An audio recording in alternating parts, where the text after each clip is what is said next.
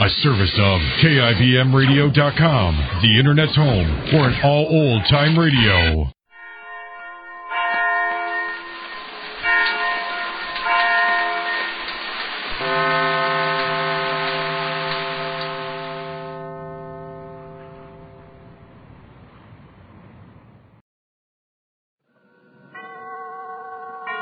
And now, tonight's presentation of radio's outstanding theater of thrills, Suspense. Tonight, the story of a mountain road and the pursuit of a runaway car. We call it Speed Track. So now, starring Eddie Firestone, here is tonight's suspense play, Speed Track.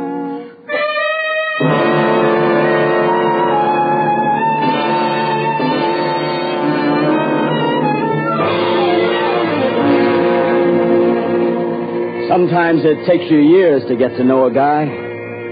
Sometimes on the highway patrol you learn all about a man in 10 minutes. Like the night Craig Hollister checked me out on my new beat.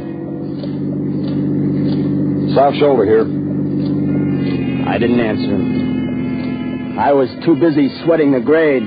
The wheel was easy in my hands. Too easy, like it always is on a slick highway. My headlights caught the rain and sleet slanting down from the pass.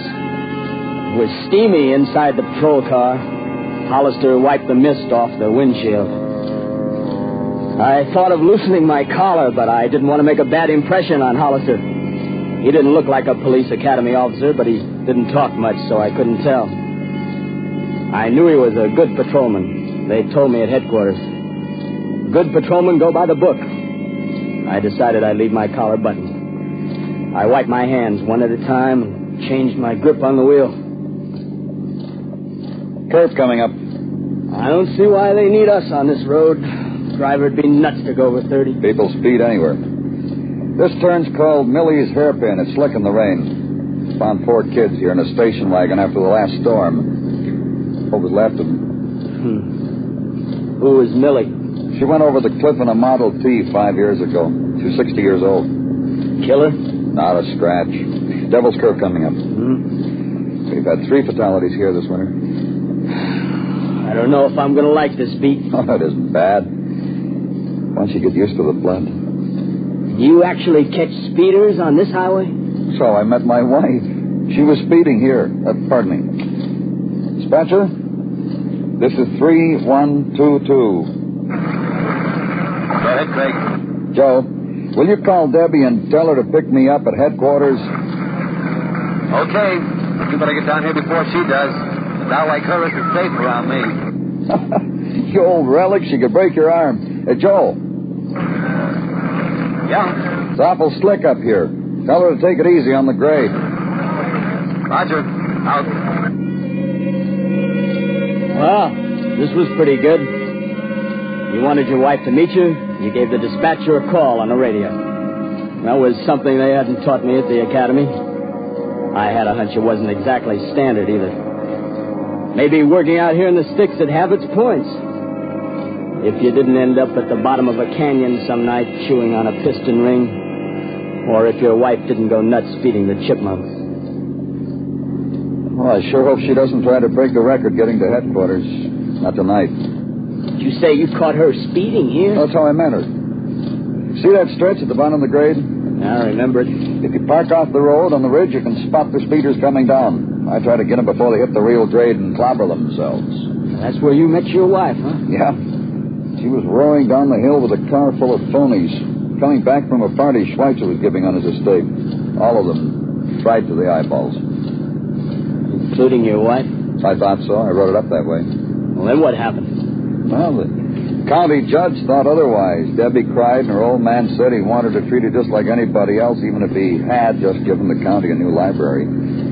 So the judge decided she'd never had a drink in her life. There wasn't a dry eye in the courthouse. You married her. Best thing I ever did. I think. You think? You're married, aren't you?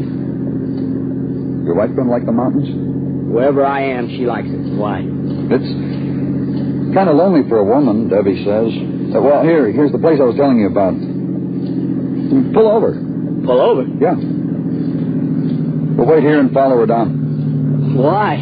Well, she still drives this grade too fast. With me back of her, she'll take it easy. So I pulled over, of course. Even if it was quitting time. He was the boss, and if he wanted to baby his wife down the grade, it was okay with me. I was tired, and I could have used a cup of coffee back at headquarters, and I was trying to get my wife moved into her cabin, but the man said pull over and wait, so I pulled over and waited. I even offered him a cigarette to show there were no hard feelings. He shook his head. In the flare of my match, I could see he was squinting up the road. His face was tired. Some of the roughness was gone. This joker was worried. He caught me looking and seemed kind of ashamed. She'll be along in a minute. Sure, no hurry.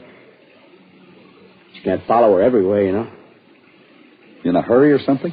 No, it just seems... Look, I'm getting a transfer. Debbie and I will be out of these mountains next week. She's a good driver, but it's slick tonight. So if it's okay with you, we'll just... Sure, I'm sorry. What's the matter? Look at those headlights up there. I twisted around in my seat. Half a mile up the grade, a pair of headlights stabbed over the cliff, seemed to hang there. Then they whipped back to the road, jerky, like when somebody's really floorboarding the accelerator. Then there was a straight stretch where the lights swayed like the guy was skidding. Hollister gripped my shoulder, and then the lights straightened out, got brighter and brighter and further apart. The guy was practically flying. Holy smoke! That's not your wife, is it? No, she's still a little wild, but she's not crazy. Hollister was big and a little older than me. He didn't look like he could move very fast, but he was nothing but a blur jumping out of that car. He was around the hood and swinging a flashlight in circles before I could even turn on my red light. The crazy headlights seemed to reach out at him. Hey! You okay, Hollister? Yeah. Let's take it. Holy cow, I thought you'd have it. Close but no cigar. He must be plastered over the ears. Get his tag, the light's blinking. Yeah, I just seen there was a convertible, that's all. Convertible? Yeah. Aren't you going to call a dispatcher? No. Copy ought to be parked near halfway house. 2429. This is 3122. It was a convertible, all right, and I'd caught a flash of the driver, and my heart had flipped. It was a woman driver, young, blonde, with a crazy grin on her face. I felt sick. 2429. I'd picked up the pieces after a few wrecks down in the valley. It's bad enough when it's a man, but a young girl. 2429. This is 3122, Pappy. We're in pursuit of a possible 502 3 miles north of halfway house. Just about ran me down. He's weaving all over the road. Be careful. Roger. I'll try to take it. Her, not him. Take this curve tight, buddy. What did you say? That driver, it's a woman. A woman? I think so. Okay. After this curve, you can cut loose for about 800 yards. Try to get me close enough to spotlight her license. Hang on, partner. You get the number? No. Maybe on the next We don't need the number. What do you mean? I know the number. You know it? How come? It's Debbie's car. Your wife, you must be nuts. It's Debbie. Why would she try to run you down? She doesn't know what she's doing. What do you mean? Fried, plastered. She's going to roll that thing, and that'll be all. That'll be all. This guy was shook. Sliding through a turn, I caught a glimpse of his face in the light from the dash. He was staring ahead. And he had that 1,000-yard stare I'd seen in Korea before an attack. I shivered. Well, where do we go from here? I could see it coming. I could see it. Alone in that house all day. It's why we were going to move to the city. But now it'll be too late. Step it up, Art. Step it up. If we had time to change... I can't do any better than you. Stick with it and try. Try to get her before Killer Curve. That's a heavy car she's got, Craig. It's like it was glued to It isn't glued to the road. It'll roll just like the rest of them. It'll roll. Happy will flag her down. How's he going to do it? She didn't stop for us. Maybe she didn't even see us. You want me to try to take her Not here, Art, not here. If she speeds up anymore, she hasn't got a prayer on Killer Curve. Hang back. Don't press her. Then he did something that wasn't in the books. He reached over and cut our growler, and he flicked off the red light. I started to turn it back on and felt his hand on my wrist. Leave it off. Maybe we're panicking her. Art, if she doesn't slow down now, she'll never make it. Then she started her turn on Killer's Curve. It was easy to see she wouldn't make it. It's the roughest turn on the grade. Washboard, no bank to it at all. 100-foot drop to the riverbed below. Hard enough to make on a dry day, but on a wet night, murder. The taillights hesitated for a second like they were making up their minds whether to run into the hill or over the side. The car slid sideways, reared toward the river. She was going over backwards. No, babe. No. I took my foot off the gas. Out of the tail of my eye, I saw Hollister cover his face. And then I was fighting to stay on the road myself. Suddenly the miracle happened. She'd made it. Now we had to do it. 2429. This is 3122. We're a mile north. Still unable to catch the 502. She's doing 75. Suggest you start up and we'll try to box her, but be careful of it. This is 2429. You say her? Yes. Roger. Okay. I see her lights. Starting up now. Stay on her tail. We can just ease her between us. Just ease her between us. Watch it. It's like glass out there. I'll try to take her again. What's your speed now, Craig? 73. We're half a mile behind you. She's weaving. I'm up to 65. She's slowing down? No, she's swinging left. That's a heavy car, Pappy. Be careful. Roger. She's swinging right. Pappy, let her by! Let her by!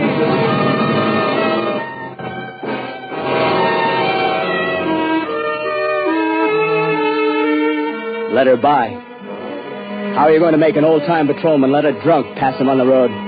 No, Pappy tried to fight it. He tried to ease her onto the shoulder. The block-long convertible against the patrol car. It was like a good pro featherweight against an amateur heavy. All skill and no punch. For a second, I thought he had her run off the road, but the convertible lurched back. The two sets of taillights got closer. And then Pappy was off the road, over the shoulder, bouncing and rolling down the embankment. I eased my foot off the accelerator, praying that it wasn't as bad as it looked.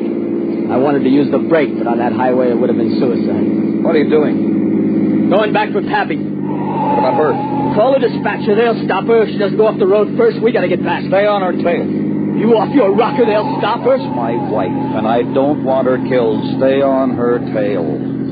What about Pappy? I said stay with her. I'm still running this beach. But Pappy's neat. Joe, this is 3122, a mile south of Halfway House. That 502 just ran Pappy off the road. Send an ambulance. We're staying on her tail. This isn't Joe. It's Sergeant Capehart. Setting up a roadblock outside headquarters. She won't get through it. Go back and help Pappy. What kind of roadblock? The works. You aren't shooting at a woman. If she tries to run this block, we'll shoot at her. Now get back to Pappy. Sarge, that girl... Don't worry about the girl. I'll take care of her. You get back to Pappy. It's Debbie! Yeah? Sorry, Hollister. She's just run my best man off the road. Said she almost hit you. Trucks and cars coming up the lower grade. She'll hit one of them if we don't stop her. So we'll stop her. If we have to blast her off the road.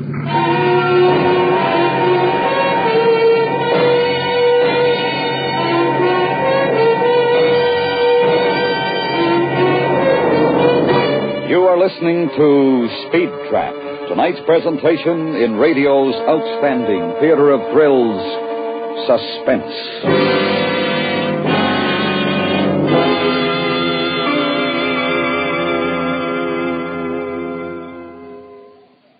Hardly a driver is now alive who passed on a curve at 65. Slow down, driver, if you're pushing even a little bit too hard for the road conditions ahead tonight. Play it safe behind the wheel. Your life depends on it. The lives of others on or near the highways depend on it, too. Safety first behind the wheel. Don't make a death trap of your automobile. And now we bring back to our Hollywood soundstage Eddie Firestone with Larry Thor, starring in tonight's production, Speed Trap, a tale well calculated to keep you in suspense.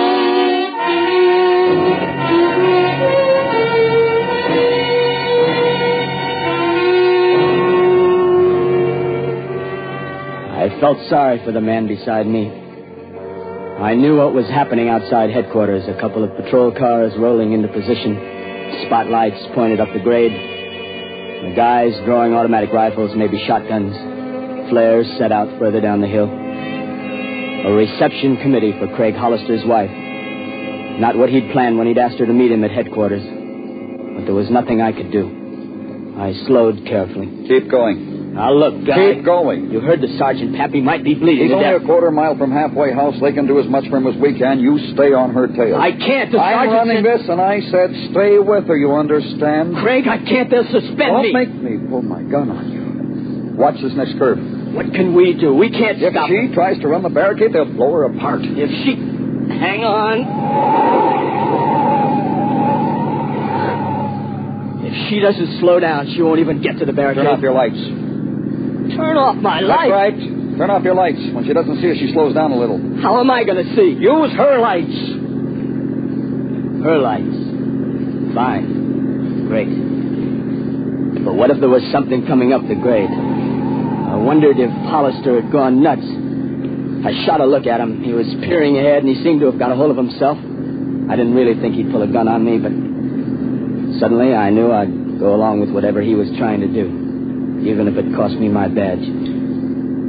I flicked off the lights. It seemed to help. The car ahead lost some of its crazy fear. You're gaining. Slow. Slow and easy. Watch it. Okay, use this stretch here.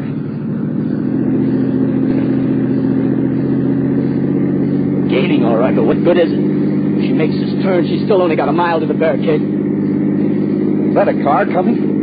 Looks like a truck. Please. Get over! Get over! Won't be... Watch it. Get your lights on.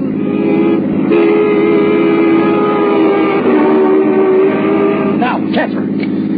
Every time I put on another mile an hour, we start to slide. To get closer, I'll never do it from here. Closer, the man said. I was already pushing 80. My arms and eyes ached from the strain. The range was still too far unless he was aiming for a lucky hit or an unlucky. You've got to catch her by that stretch in front of headquarters. Well, that made sense. It was the only level shoulder in the grade. If he was going to shoot out a tire, it would have to be there. But that was where the barricade was. Now we just have to get her this side of it. Hollister rolled down the window, and I felt a spray of rain on my face. Suddenly, I spotted the barricade spotlights. She's slowing, Annie? Putting on speed. I can't wait any longer. The range was just too great. It had to be her left rear tire. If she went off the other way, she'd be killed. And if the ricochet got her, she'd be killed anyway. But she was just too far away. Suddenly, not really wanting to, I jammed down the accelerator. At least I could give him a last chance. The rear end swayed and lurched. My hands were sweaty with fear. And that did it. The heavy car began to turn, hesitated, and headed for the shoulder. It leaped when it hit the dirt, half turned, and went over.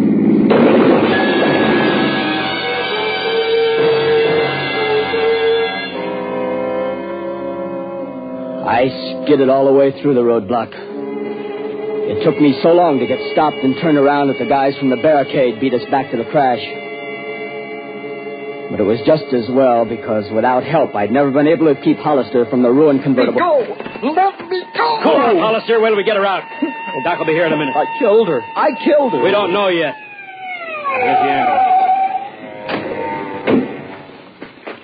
He's down there, Doc. Hey, how's Pappy? A broken leg. Not the car that ran him off the road? Yeah, that's it.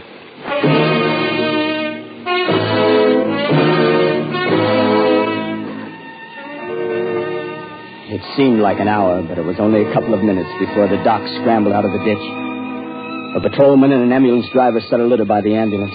Two other guys had Craig in their patrol car trying to calm him down. I walked over to the ambulance. The girl was hurt. Hurt bad, but she was alive. The sergeant walked up. She alive? Yeah. Now tell Hollister. Okay to let him see her, Sarge? Yeah, I guess so.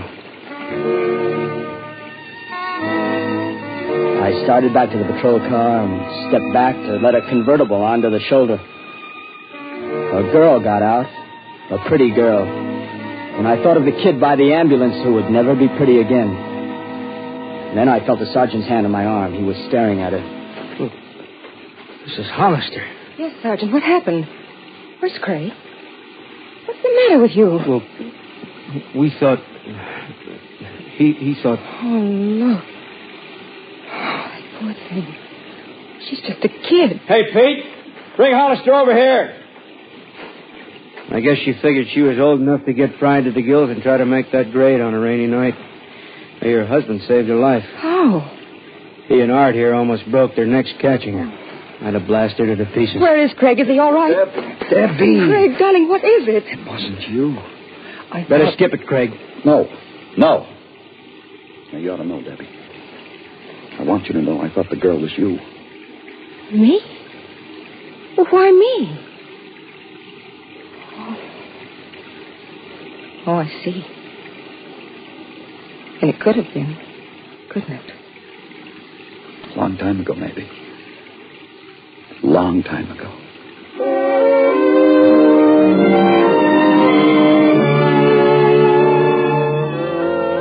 Well, his arm was around her when they walked away, but Debbie Hollister had a kind of thoughtful look in her eye.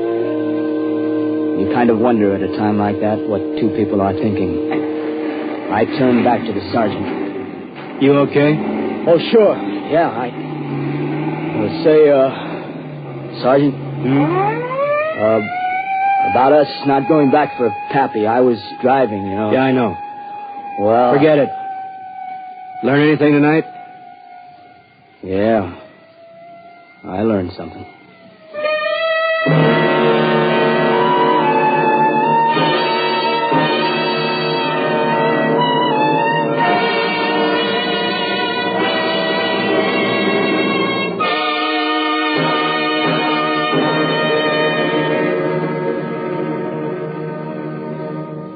Suspense, in which Eddie Firestone with Larry Thor starred in tonight's presentation of Speed Trap.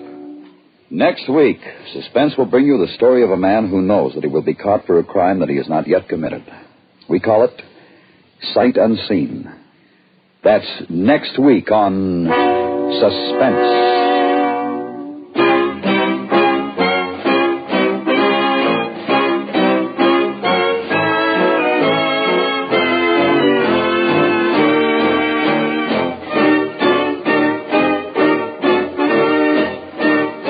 Suspense is produced and directed by Anthony Ellis. Tonight's script was written by Mr. Hank Searles. The music was composed by Lucian Morowick and conducted by Wilbur Hatch. Featured in the cast were Lillian Baeff, Tom McKee, Ted Bliss, and Jack Crucian. Listen while you work. Enjoy Perry Mason every Monday through Friday in the daytime on the CBS Radio Network.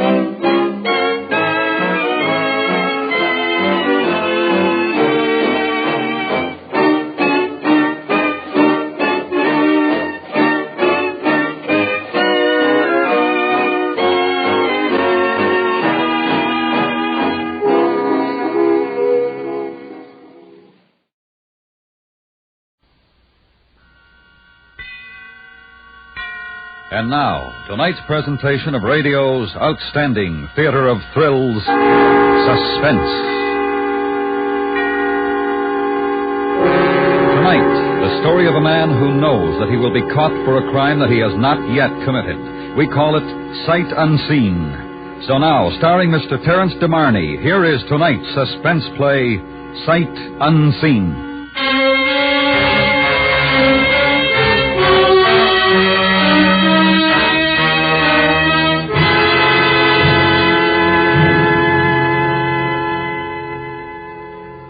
I don't agree with you, Wheeling. I simply don't agree at all. But such a crime as you describe would be premeditated.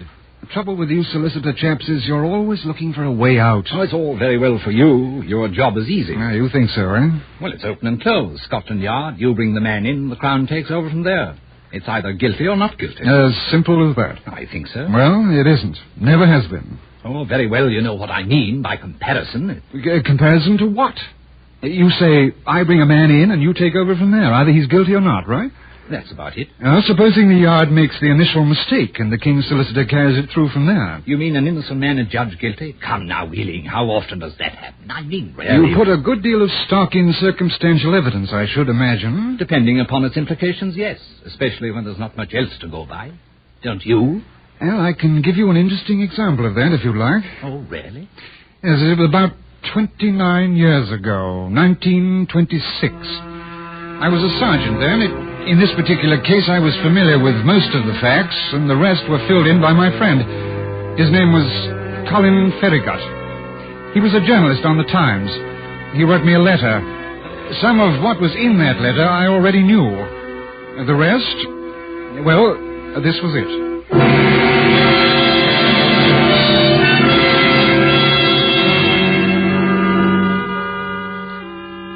So, Richard, it began the day before yesterday. That was Wednesday at about 5:30. I'd had a sandwich after leaving the office and decided that I'd sit in the park for an hour or so. Nurses hurrying home with dirty-faced youngsters. You had the whole place almost to yourself. The sounds are pleasing. Perhaps contented is the word.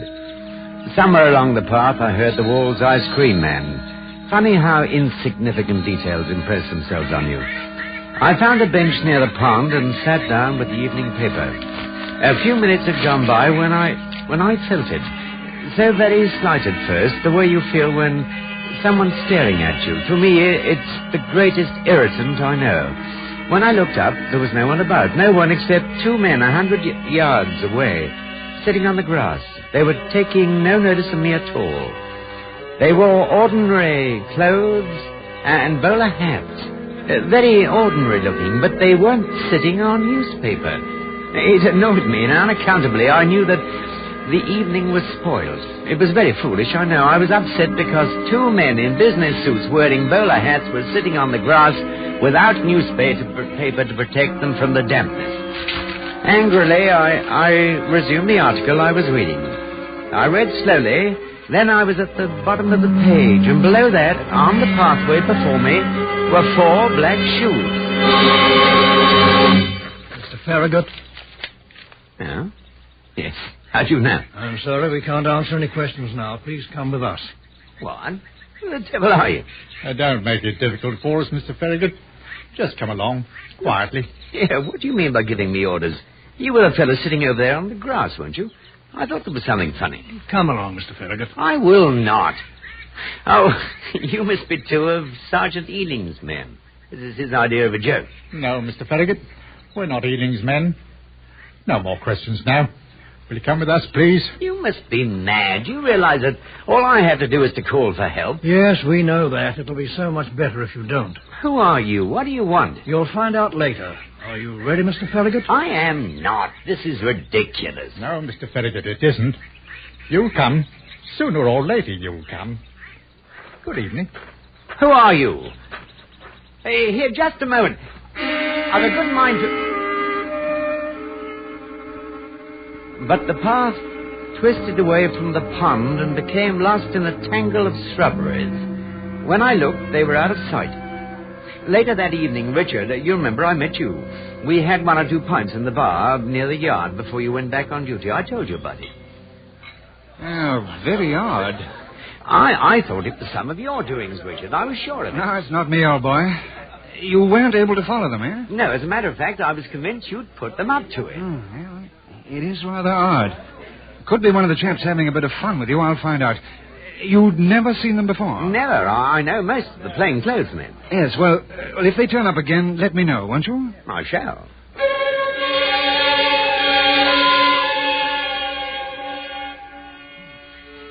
I left soon afterwards, using some sort of flimsy excuse.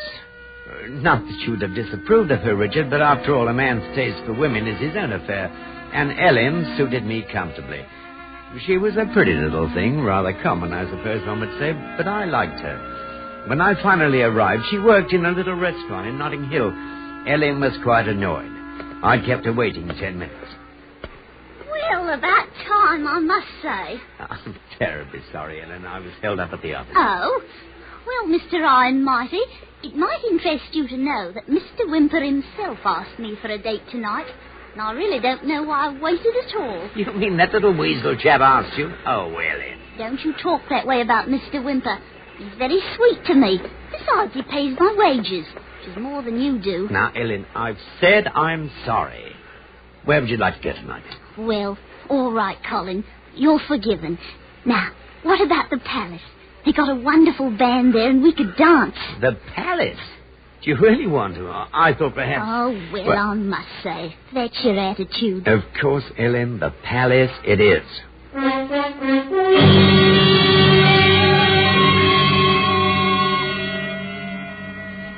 We went to the palace, Richard. I don't have to tell you about the place. A five-piece band playing what I think is known as Dixieland music. An American importation. It was noisy, and I had a splitting headache. Oh, ain't this lovely? Oh, you're a good dancer, Colin. Where'd you learn? At Miss Fotheringay's, I think it was. Oh, go on. You're pulling my leg. No, really. I was a good bit younger then, of course. Oh, aren't you glad we came now? Well, yes. A bit gaudy, though. Oh, come off it, Mr. Stick in the Mud. Cheer up. I really thought, Richard, that I might begin to enjoy myself, even in this place, when Ellen saw somebody in the crowd. She pulled away from me. Oh, Mr. Whymper! Mr. Whymper! Over here! Whymper. A thoroughly nasty lot. I'd only met him once.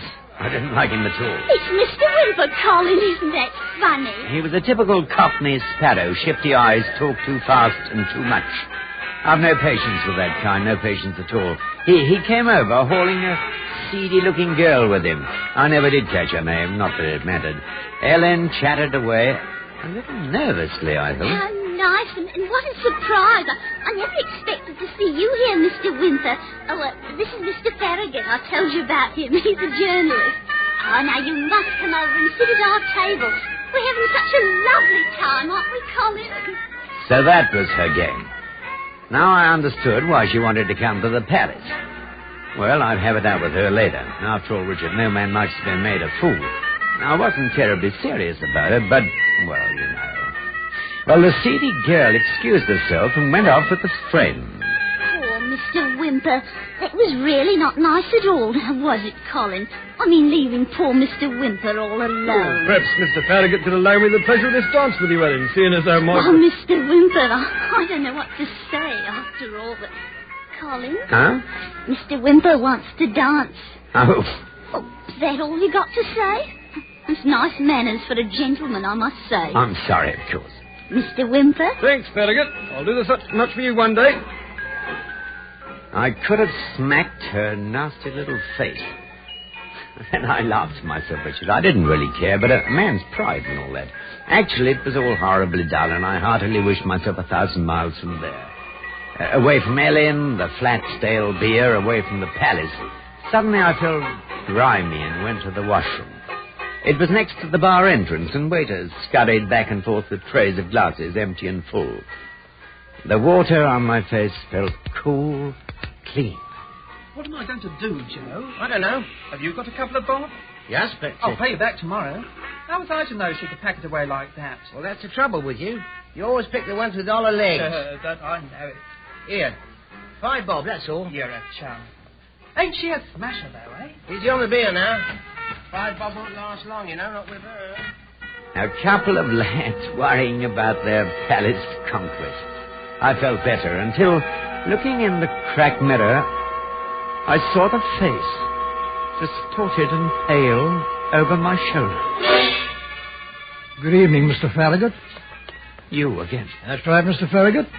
We had a hard time finding you tonight. Will you come along now? I've had enough of this. Get out of my way. No use, Mr. Farragut. There's another of us outside. Didn't you notice the waiter? No, yes, I... We have to be so careful with you. What's the game, eh? Come on, what? Now, Mr. Farragut. It'll be easier this way. No fuss, no excitement. You ready? I'm bloody well not. Get out of my way. No use, you know. You can't get away. Oh, can't I? Just you wait. Mr. Farragut, no. Don't go out there. Mr. Farragut, stop him.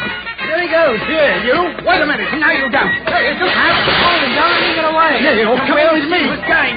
Here, what do you think you're doing? Help! Help! Oh, no, let me go. I've got him now.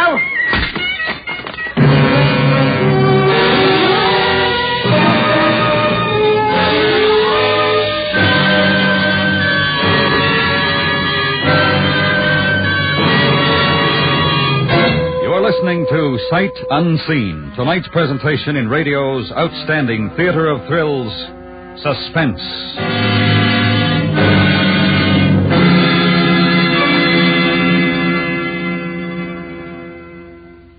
How much is a human life worth?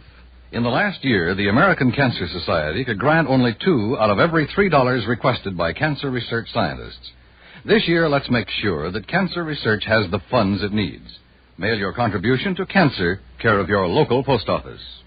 And now, we bring back to our Hollywood soundstage Mr. Terence DeMarney, starring in tonight's production of Sight Unseen, a tale well calculated to keep you in suspense.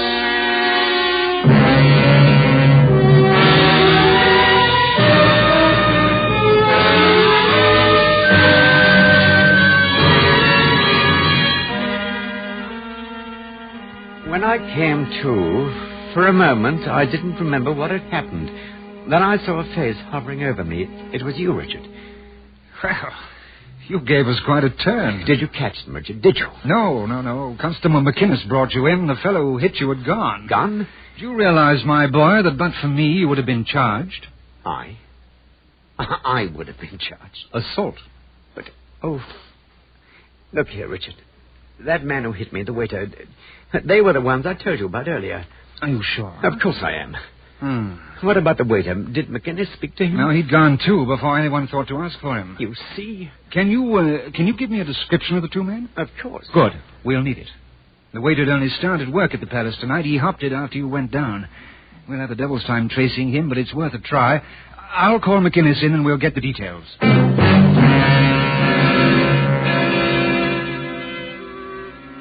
I gave you as good a description as I possibly could, Richard. It was not much because, as I told you, they were both so ordinary. You offered to have a car take me home, but I said I wanted to walk to clear my head. Outside it was drizzling a bit. The lamp at the corner looked pale and lonely on the dark, wet street as I passed it. I started to walk home, and I thought of Ellen. She may have seen what happened. She might be able to give me a better description of the 2 men. I had to find out, you understand. As a newspaper man, I was curious. As Colin Farragut, I was afraid.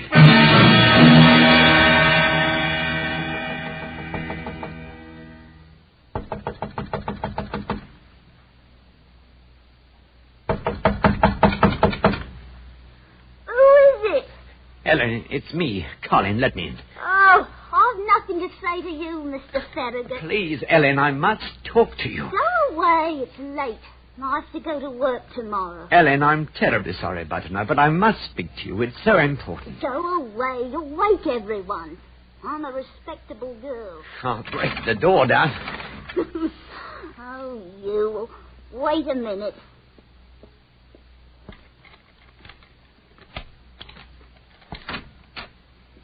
Now, Mr. Farragut, what do you mean by calling at such an hour? You are a wicked man. Let me come in, Ellen, please. Well, I shouldn't, but... Well, all right, but hurry. Ooh, a nice thing, I must say. Me in my negligee of receiving you at this hour. Whatever would Mrs. Brown think? Oh, and what was that all about at the palace, I should like to know? That's what I want to explain. Well, I should hope so. You'd think a gentleman would stay sober enough to escort his young lady home. I don't imagine that you had too much trouble. Oh, Mr. Whymper was most obliging. Oh, Ellen, don't quarrel. Well, I like that. It's my fault. What I want to ask you is, did you see everything that happened last night? No. As soon as it started, Mr. Whymper took me away. He said it wasn't safe. Besides, the police would come, and a nice girl like me shouldn't get involved. Oh, Mr. Whymper seems to think of everything. He's very sweet. And I shall probably go out with him again. You might as well have done so tonight. You knew he was going to be there, didn't you? Well, if I did... I see.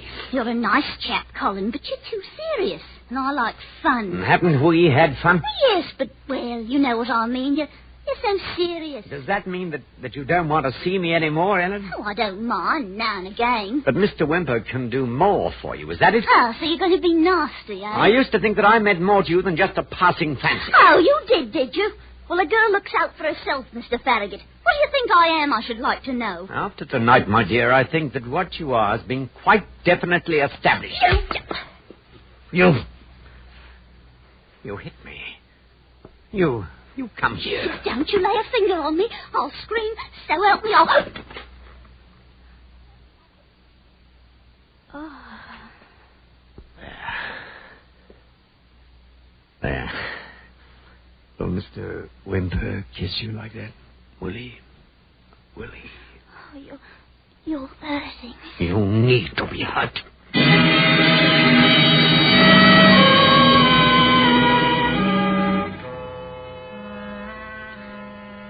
When I got home, Richard, I went right to sleep. And the next morning it was bright and sunny again. I called you at the yard from my office to see if you had any information, but you were out. And so, at luncheon, I went over to Wimper's restaurant. In a way, I suppose I wanted to gloat over the stupid little mare. Good morning, sir. Oh, Mr. Farragut. Good morning, Mr. Wimper. I came to thank you for taking Ellen home last night. Huh? How did you know that I took Ellen home last night? Ellen told me last night. I see. By the way, Mr. Farragut, there were two blokes in here this morning looking for you. Two? That's right. How... did you notice how they were dressed? Oh, I don't know. Didn't leave any name. Quite ordinary, you might say. Dark suits, bowler hats. Dark suits? They asked for me by name? Of course. Very polite, like. Mr. Farragut been here? How long ago? Oh, about an hour or so. Thank you, Mr. Wimper. Here, what about Ellen? What about her?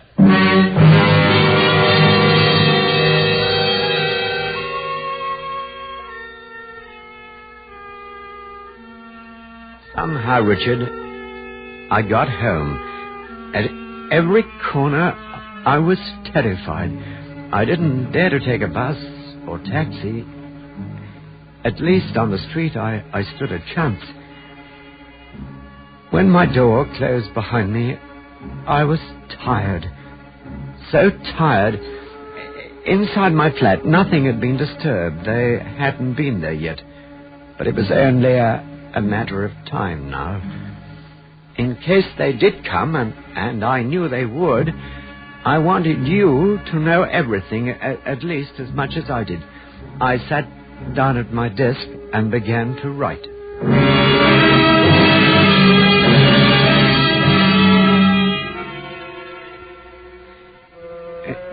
Now that I think of it, I was a fool not to telephone you from a booth.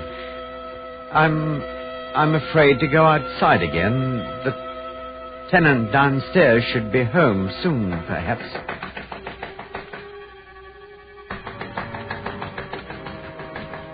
Richard, someone is there. Outside. I looked out of the window. Two men, Richard. I can't see them very well, but they're wearing dark suits and bowler hats. Very ordinary, Richard, but I'm afraid of them. Afraid that when they say, "Come along, Mr. Farragut," I'll go with them. I'm afraid. They've got in now. I can hear them. They're coming upstairs, Richard. Up the stairs. I can't hear now. The carpet on the landing. In a moment. In a moment.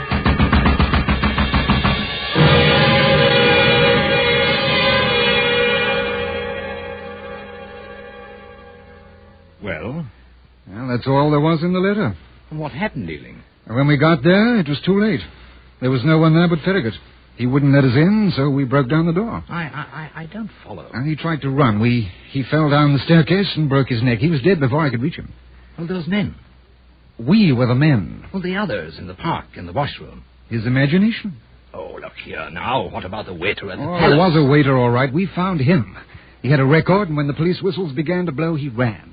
Matter of reflex action. Poor devil had just started to work. Told us about this chap coming out of the restroom, shouting like a madman and knocking into him. We never did find the chap who hit Farragut. But you said Whymper had seen them at the restaurant. The two men and the bowler said they were looking for him. Whymper had seen me. McInnes was the other man with me. We were in plain clothes and happened to be wearing bowlers.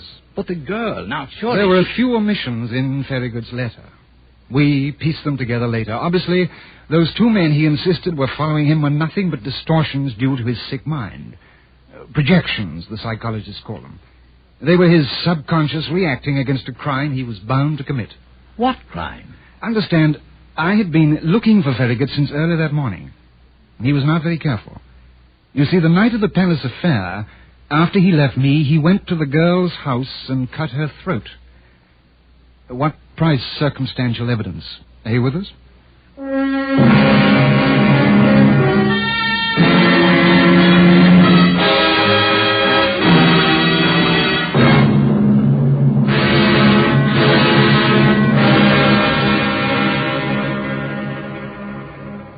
Suspense, in which Mr. Terence DeMarney starred in tonight's presentation of Sight Unseen.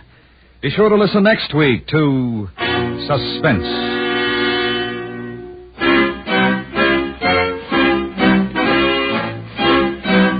Suspense is produced and directed by Anthony Ellis, who wrote tonight's script.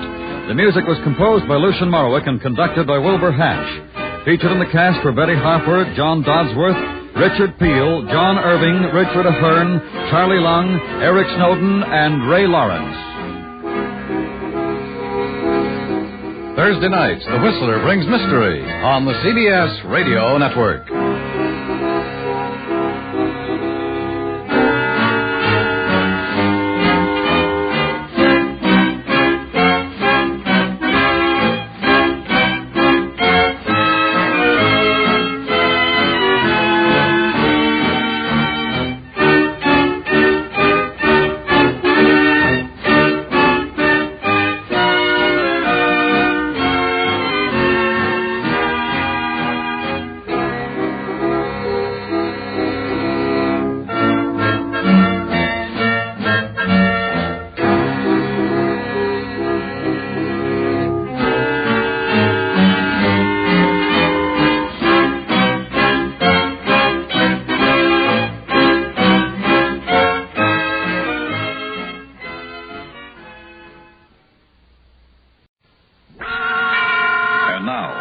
Presentation of radio's theater of thrills, Suspense. Tonight, the story of a man who allows himself to be trapped by his past. We call it Remember Me. So now, starring Mr. Tony Barrett and Miss Charlotte Lawrence, here is tonight's suspense play, Remember Me.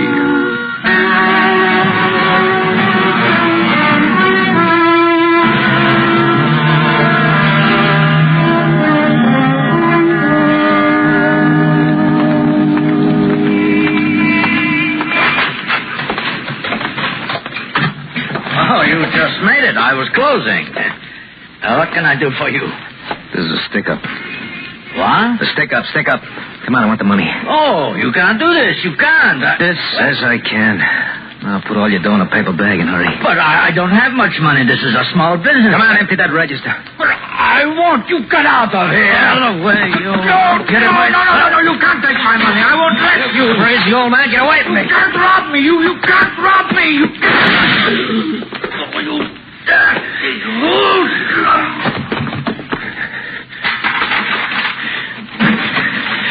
get out of here. I didn't think you'd still be open, Mr. Who are you? Where's Mr. Leibowitz? He isn't here. He had to leave. Is Mrs. Leibowitz sick again? Yeah, she's sick again. I've been watching the store for him. I was just closing. Oh, well, maybe I better run upstairs and see if there's anything I can... No. He took her to the hospital. They aren't here. Gee, I'm sorry to hear that. What are you looking at me for? Don't I know you? No, you don't know me. Look, I'm closing. You'll have to come back tomorrow. Harry Norris, sure, we went to school together. From Stuyvesant High. I'm Ruth Shaw, remember? No, I don't remember you. No, I guess you wouldn't. But I remember you, Harry. Yeah, I guess you do. I just need a few things before you close. Here's a list. Yeah.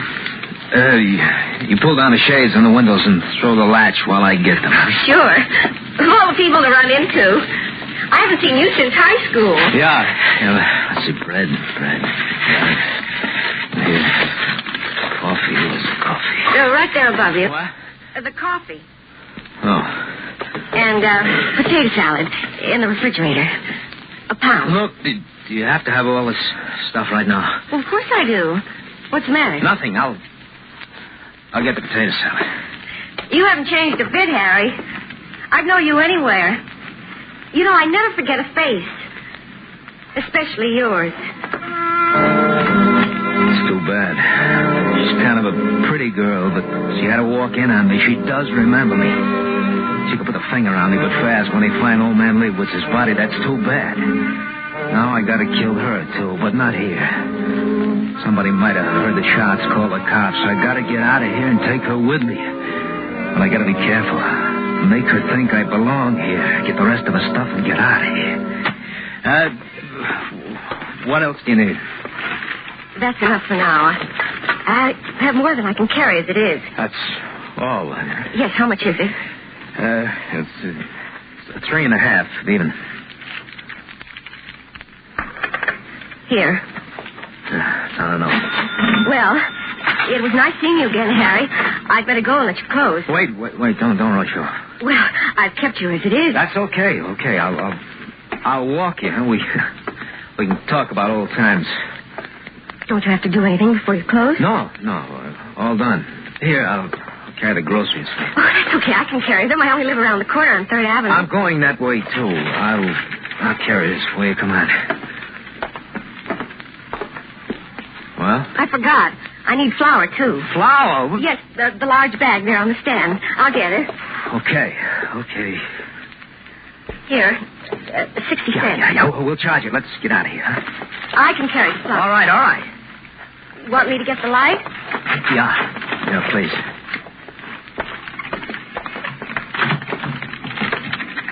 Nice of you to carry the packages for me, Harry. It's nothing. Surprised I haven't run into you before around the store. This is the first time I've watched the store for Mr. Leibowitz. He must have left in an awful hurry. Yeah, he did. His wife was pretty sick. Do you have to walk so fast? Oh, I'm sorry. Look, where did you say you live? On 3rd Avenue, just around the corner. You live alone? Yes. You know, it's been a long time since high school. You got a good memory for faces. I know. I don't remember you. You wouldn't. You didn't know me too well. You used to say hello sometimes when we passed in the halls. Oh. You were a big shot, football player and all that stuff. All the girls had a crush on you, Harry. Did they? Sure.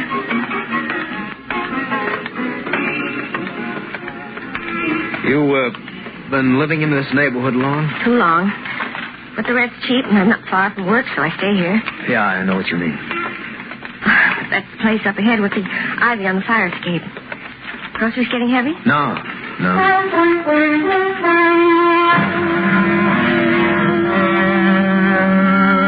gotta think fast. No good here in the street. There's too many people around. Like she said, she lives alone.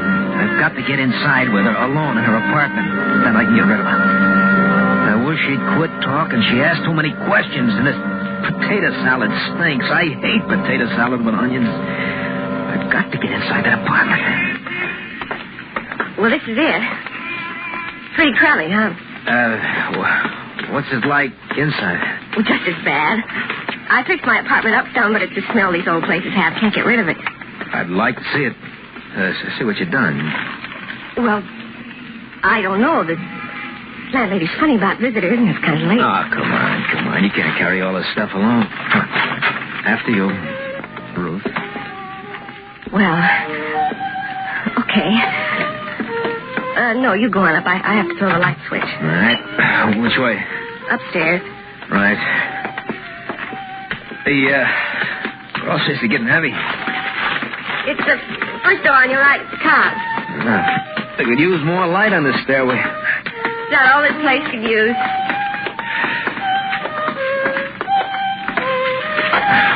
That's it? Yeah. Here, I'll unlock it. Go ahead. Home. It's not bad. You fix it up by yourself? Yeah. Here, let me take the bag. Sit down while I put this stuff away. Yeah, sure. Yeah, you fix this place up okay. Some view. Yeah, Riel. Goes right past the window. You get used to that, too. Should have seen it when I moved in. Really a mess. Then I went to work on... I thought you were in the other room. What are you doing? I got flour on my skirt. Oh. I put some water on some coffee. That's a good idea. Come in the other room, Harry. I want to show you something. What? A picture of you. Of me? I have a football uniform yet. I still have our class book, your picture's in it. Sit down. Yeah, sure. Funny thing running into you. I was going through the book a couple of weeks ago, and I was thinking about you, wondering whatever became of you. You were thinking about me? Mm-hmm. You didn't know it, but I had a big crush on you when we were in school. No, I didn't know. I thought I was a big shot in those days. I couldn't see anything. You sure did. Look, here's a picture of the 4th of July dance in the gym. Yeah. Do you remember it? Well, I'm not sure. You asked me for a dance that day. Was I surprised? We no more than started, and they stopped the music to take this picture. You ran off to find Mona Stark. Mona. You remember her? Yeah. Yeah, I remember Mona. You were going with her when you quit school, weren't you? Yeah. What happened? We broke up. Why? I borrowed a car from a pal so we could drive up to Connecticut to get married. It was a big yellow convertible. Wanted to make a big impression. Mona liked to be impressed, only my pal forgot to tell me it was a stolen car. What happened? Never saw her again. Saw a picture of her, though, on the cover of a secret detective magazine. She had a gun in one hand, a bottle in the other, and some guy was choking her. She looked good. Well, enough of the good old days. What are you doing now, Harry? For a living, I mean. Me? Nothing worth talking about. How do you happen to know Mr. Leibowitz? Mr. Leibowitz? He's the sweetest old dear. He'll take credit right up to his ears, but people always get around to paying him. You must know him pretty well to be left in charge of the store. Yeah, well, I What's that? Yeah, right past the window.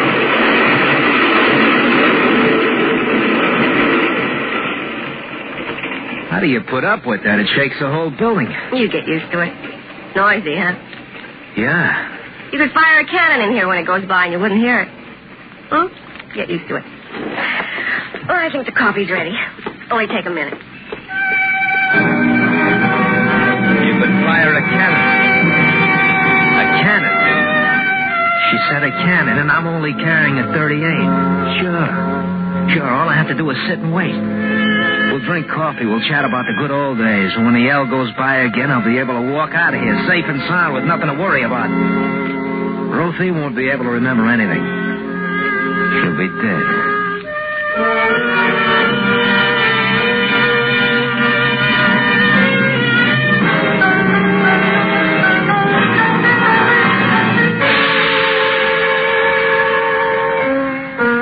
You're listening to Remember Me, tonight's presentation in radio's Theater of Thrills, Suspense.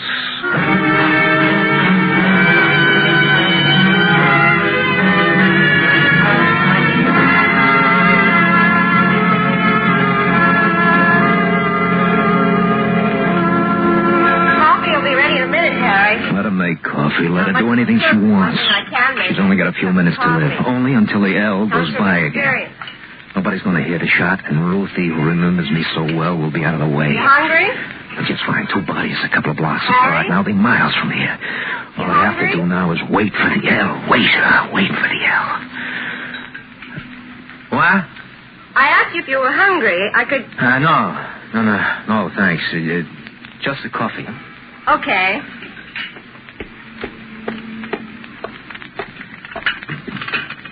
Sugar? Black. Here. It's hot. Good. Mm-hmm. How long you lived here, Ruthie? Over a year. I wouldn't last overnight with that L going by the window like that. I'm used to it. Does it, go by often? It never stops. I'll warn you next time I hear it coming. Yeah, you do that, huh? Harry Norris. Here in my apartment. What? Well, I can't get over running into you like this. Oh, yeah. Well, that's the way it goes. I can still see you, the way you were in school. I remember a football game with Astoria High. You got knocked out and they carried you off the field. We were losing the game and you came back in all bandaged up and put us ahead. Yeah.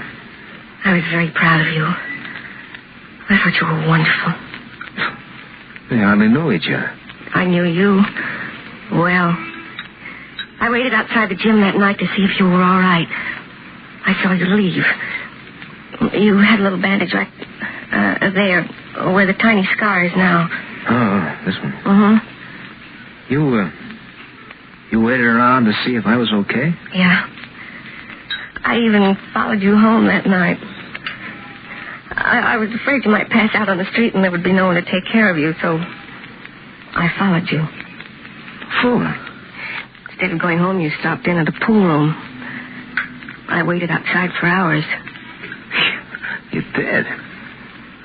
Then it started to snow. And I went home. That's funny. I don't remember seeing you, and yet you're around so much. Funny. I was a pretty horrible-looking kid. Yeah, maybe. But there's nothing wrong with you now, Ruthie. Well, what time is it? I don't know. The clock's in the bedroom. Oh. I wonder how Mrs. Leibowitz is doing. Mrs. Leibowitz? Oh, well, you can drop by in the morning and find out. You like living alone this way? Oh, love it.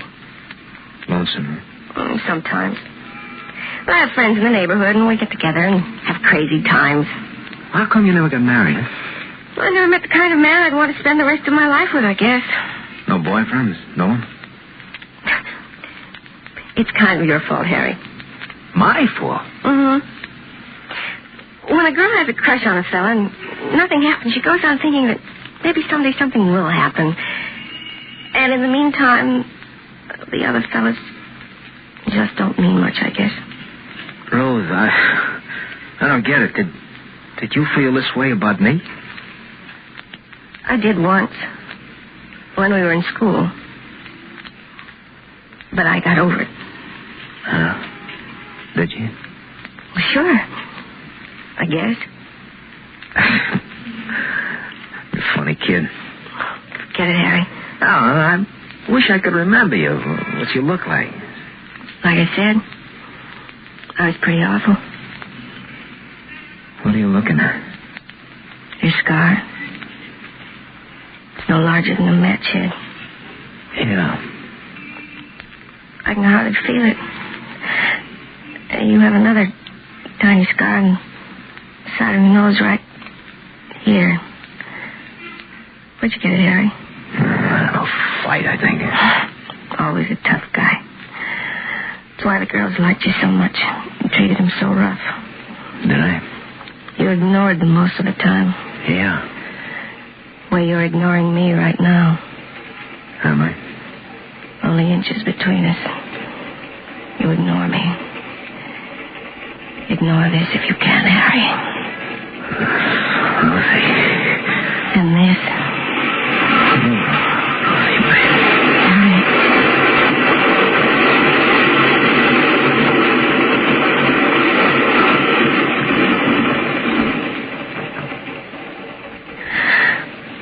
I forgot to warn you. The L just went by.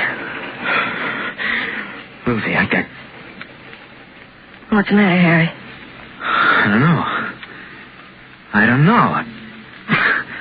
Must be be getting soft in the head. I come up here to do something. Now I can't. The things you've said, the way you act, make me feel like I mean something to you. And all the time I didn't know you were alive. Honey, look, if I really mean anything to you, you'll help me. I need help. Ruthie, can I trust you? Ruthie, are you home? Who's that? I don't know. Honey, it's Jimmy. Ruth? Well, no. Make a sound. Up there! Mrs. Dooley, have you seen Ruth? Well, I heard her come in a while ago. Didn't see her, though. What are you banging on her door for? She doesn't answer. Do you have a key? A key? Well, I think so. Get it. Don't know what you're so excited about. Maybe she's asleep. Oh, baby, you're going to do just as I say. You're going to get hurt. Now, you see this 38. It's going to be against your side just like this. Act like you've been asleep and answer that guy and get rid of him. Do you understand me? Okay, now look, I'm taking my hand away from your mouth. Be careful. I don't want anybody to know I'm here. Get rid of him. I'll get rid of him. What's going on out there? Ruthie? Jimmy, is that you? Yeah, are you all right? What do you want? It's late. Of course I'm all right. Why didn't you answer when I knocked? I've been asleep. What do you want? Well, nothing, honey. I was worried about you. You said you were going to stop by old man Leibowitz's place for groceries on your way home. I did stop there. Was everything okay? Tell him yes. Yes, everything was all right. Mr. Leibowitz was held up tonight and shot. Oh. Mrs. Leibowitz came down to the store and found him dead behind the counter. Ruth? I heard you, Jimmy. The neighborhood is full of cops. They say it happened less than an hour ago. You can see why I was so worried. Get rid of him. I'm all right, Jimmy. I'll see you tomorrow. Okay. Don't I get a good night kiss? I'm not dressed. Good night. Okay. Good night, honey. Oh, Miss Dooley, forget about the key. She's all right. You killed him. I killed him. You're going to kill me? I'm going to kill you. Yes, you have to. I could fix you good with the police. Yes, you could. This will teach you to remember old school sweethearts. You almost got it before, but you mixed me up a little. You made me forget what I come up here to do, trying to make me think you cared about me. Harry, I did. Yeah, does everyone in the building stop by for a good night kiss? He's only... I don't care who he is. Why the routine with me? What we after? Well, Harry, why don't you give yourself up? You heard Jimmy. The neighborhood is full of police. You can't get away. I've been in tighter spots than this. I always get away. Here it comes, Ruthie. Harry. Sorry, baby. I won't tell anyone, Harry. Sorry, baby. Don't tell me. Sorry, baby.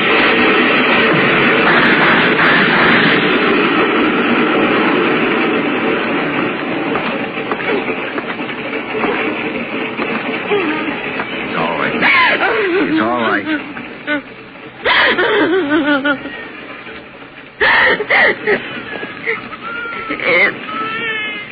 Is he dead, officer? Yeah. I didn't know whether you'd get here in time.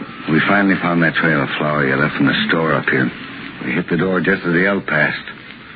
Close. You really used your head spilling flour along the way. Did you see him shoot the old man? No. When Harry opened the refrigerator to get some potato salad, I saw Mr. Leibowitz's legs sprawled out on the floor. And when he came from behind the counter, he left tracks of blood. I see. How'd you keep him here so long without us killing you? We had a lot to talk about. I knew Harry a long time ago.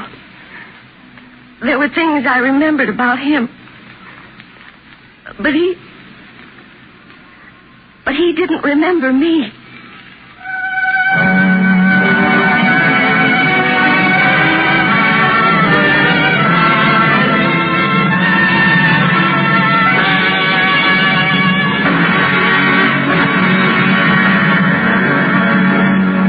Suspense, in which Mr. Tony Birut and Miss Charlotte Lawrence starred in tonight's presentation of Remember Me. Suspense is produced and directed by Anthony Ellis. Tonight's script was written by Mr. Gus Bays. The music was composed by Lucien Morawick and conducted by Wilbur Hatch. Featured in the cast were Joe Kearns, Lee Millar, Helen Cleve, and Jim Nusser.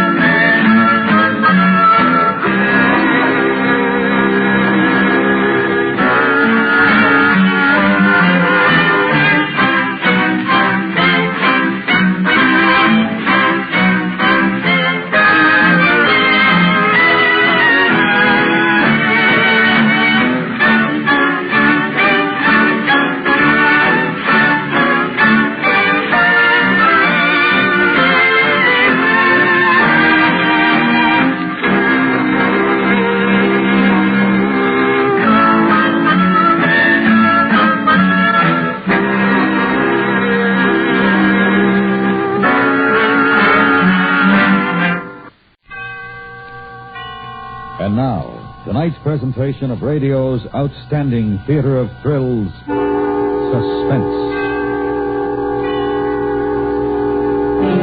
Tonight, the transcribed story of what happens when a trunk is bought at auction, contents unknown. We call it Going, Going, Gone. So now, starring Tom Brown and Eve McVeigh, here is tonight's suspense play, Going, Going, Gone.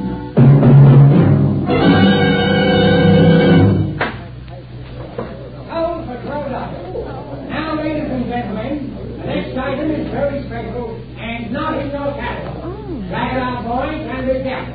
It's going to be valuable. Yeah, very exciting buys, folks. Very exciting. Wally, look. I've come, ladies and gentlemen. I've come. Content unknown. Thank you, boys. An old trunk, ladies and gentlemen, from the estate of Mrs. Dexter Jocelyn. Since Mr. Jocelyn's unfortunate disappearance last week, the executives have found a letter left by Mr. Jocelyn requesting us to sell his belongings. Wally, Yes, sir. I'm going to bid on it. Oh, Jan, please be sensible. We already bought a lamp, 2 chairs, another original Venus de Milo statue. What do we want with it? I won't go over $10, Wally. $10, I should Oh, say. please, honey, you've got such lovely old stains. Please, it might be very valuable. 3, 2, I hear one. I hear one. Who'll make it 2? $2. Thank you, man. I have $2 then. No. It's only $2. Do I hear 3? 3. Do I hear 3? 250. 250. $3. $3, Merton. 3. Do I hear more? 3 going once. 3 going twice. Going for the third and last time at 3. Sold the lady for $3. Wally, I got it. Wait. I raised the bid. 100. I'll give $100. Sorry, friend, you're too late. No, but I don't sell the trunk. Good $200. Sorry, friend, it's been sold to this lady for $3. Come on, dear. Let's go back and pick up our things.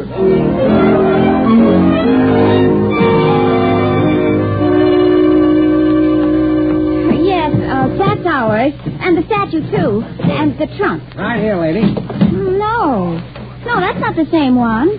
It's newer. It's the same one, lady. No, the one you sold me was lovely and old. That's right. The one you stole my wife had stains on it, and we want the one with the stains. That's right. I want the one I bought. But I tell you, lady, we used the old one for a come-on. Now, take this. It'll make you happy. No, we want the one you sold me. Oh, okay. Okay, sure. I'll get it. I'll be right back. Okay, boys, drag out the old one. Jan, sometimes I wonder about you. Oh, you do, huh? Well, let me tell you something. That old trunk's got something in it. I know. You know. Oh, what about that funny little man who came in late and bid $200? Oh. You know, I'll bet he made them offers that other trunk just now. Honey, that's just part of the act. They want to make people figure it's valuable. Next Sunday, they'll have 50 old trunks to sell. All right. You wait. You'll see. You just wait.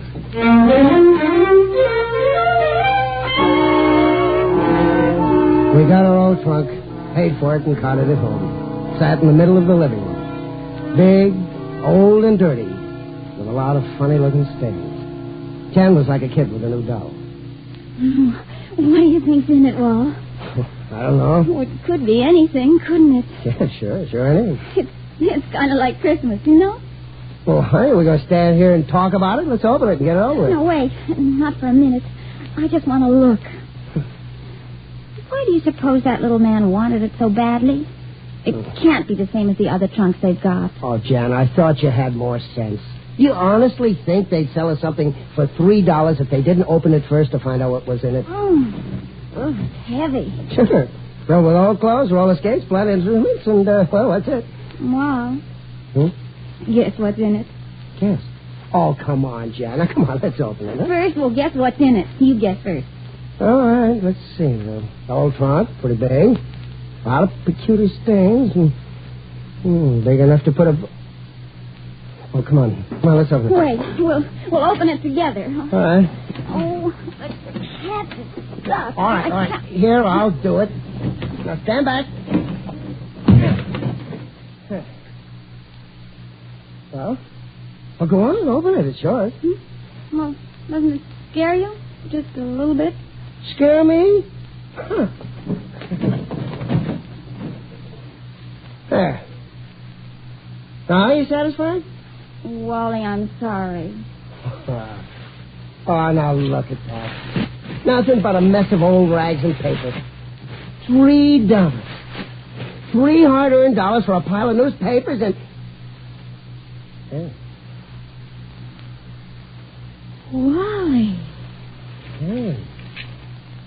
Oh, wow, look. Diamonds.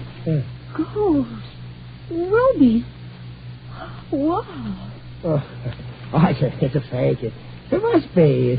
Oh, these aren't real. I'm They look real, but... yeah, but there's nothing to be scared about anymore. It's not real, none of it. I don't know. Oh, now, look, be sensible. If this stuff were the real thing, I mean diamonds, pearls, emeralds, and all, it'd be worth nothing. It looks real. I mean it. A woman has a feeling about jewelry. She can tell. Jewelry? Here, look. Did you ever see a diamond ring this big? Well, no, I never did. All right. All right, now, once and for all, I'll prove it to you. You think this is a diamond ring? Huh? Yes, Wally, I think it is. This is a diamond? Mm-hmm. Okay. It's a diamond ring? Okay. Now watch. Diamonds cut glass, right? Right. Okay. I'm going to scratch it on the window, and maybe this will satisfy you. Okay. There's your fake diamond. Now, for heaven's sake... I told you they're real. We bought a trunk full of jewels. What are we going to do with it? I don't know. What do you think? Maybe we should call the police. Oh, no. Why I mean, supposing it's all stolen jewels. Hey, the door. Someone's at the door. Now, come on. Get the rags and papers back in the trunk. We'll put it in the bedroom. Yeah, well, it's probably only Mother. Yeah, or the guy from the auction. Now, come on, hurry. All right, now you push and I'll pull. Well, I feel as if we've done something wrong. Oh, we gotta be careful. There. Now shut the door. Now, if it is your mother, don't say anything, please. All right. Oh, how do you do? My name is Mr. Minchie. Yes? You are Mr. Pindale? Yeah, that's right. You bought a trunk this afternoon at the auction. You see, I arrived too late to buy it myself. Oh, that's too bad. Too bad, yes. Mr. Pindale, I will give you $200 for it. A sentimental value, you understand. I'm sorry. Would you mind getting your foot out of the door? You have opened the trunk. Oh, yes. $50,000 then. You must be a very sentimental man. $100,000, Mr. Pindale, my last offer. We needed a trunk. Good evening. I must warn you, the consequences will be upon your own head. Now, this is your last chance. Think carefully. Good evening. Oh, Mr. Pindale, you're making a mistake. Please, I beg you. Please take my offer. I've heard it, Wally. What are we going to do? I don't know. It was that same little fellow. Oh, he's still there. One scared. Well, he's quite old and not very big. I'll take care of him. No, don't do that. Call the police. Oh, now, Jan... I mean it. He might have a gun. Jan, there's... Please. Well, all right, maybe I'd better. Well, I never thought I'd see today. Hello. Please, I'm using the yes, phone. hello. Do you mind getting on? I'm sorry. What's the matter? Party line. What does that woman talk about all day? Well, you'd better drive down to the police station. No, wait a minute. Maybe he's gone.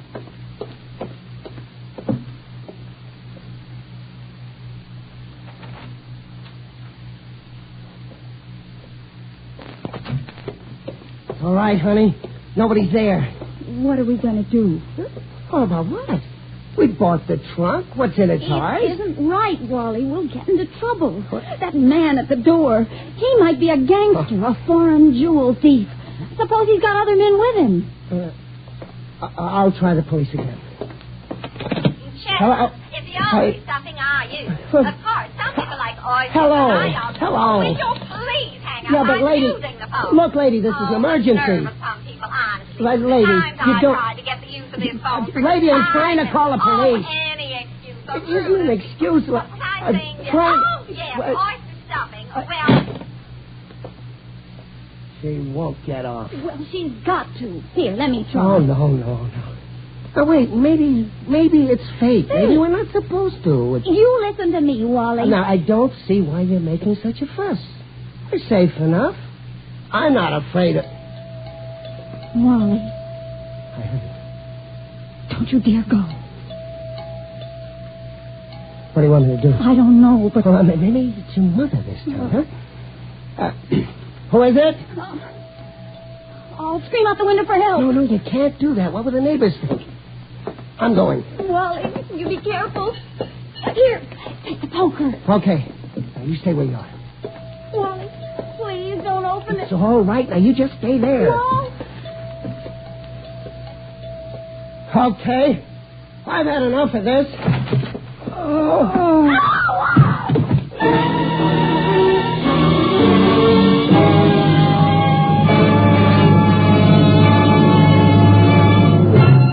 You are listening to Going, Going, Gone. Tonight's presentation in radio's outstanding theater of thrills, Suspense.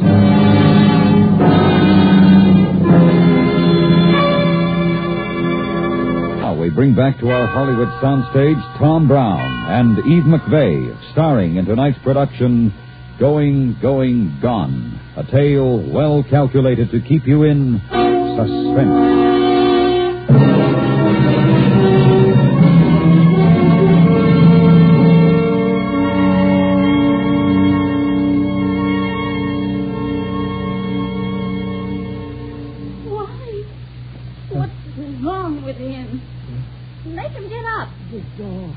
The door. Yes. Oh, yes. What happened? Are you hurt? I don't know. Very close to me. I've got to tell you. You've got to do something. No time. They caught me as I was coming back up here. They'll get you, too. Oh, I don't get it. They're waiting outside. Later in the night, they will come. The killer. The killers? Oh, who are they? The jewels. Where are they? In the trunk. We put them in the bedroom. We can't let him die there. Call the police, Wally, and doctor, something. Save yourselves. Get out of this house. Get out. Wally? I guess so. Oh, I'm scared, Wally. What are we going to do? Well, now, take it easy, honey. Nobody's going to hurt you. Hello, for Pete's sake. What's the matter? Oh, she left her phone off the hook just for spite. She's left it off. Oh. You got to think now. Couldn't I scream out the window for help? Oh, sure. They're waiting out there. You get killed just like him. Oh, no. Got to think. Wait a minute. Put out the light. I'm going to peek out. You stay behind the curtain, Wally. Right. Don't let him see you. It was getting misty. I couldn't see the end of the street, but near the lamppost a couple of houses down, I saw a black car, begging along. In our street, there's only two houses. Mine and a neighbor who wasn't home. And I'd never seen that car before. I thought of what was in the trunk and what was lying right outside of the front door. Man doesn't like to show it, but as I looked out, I was scared. Can you see them? No. Oh, but there's a car down there. It must be in it. Come away. No, wait a minute. What? I'll stay back. I can see lights coming around the corner.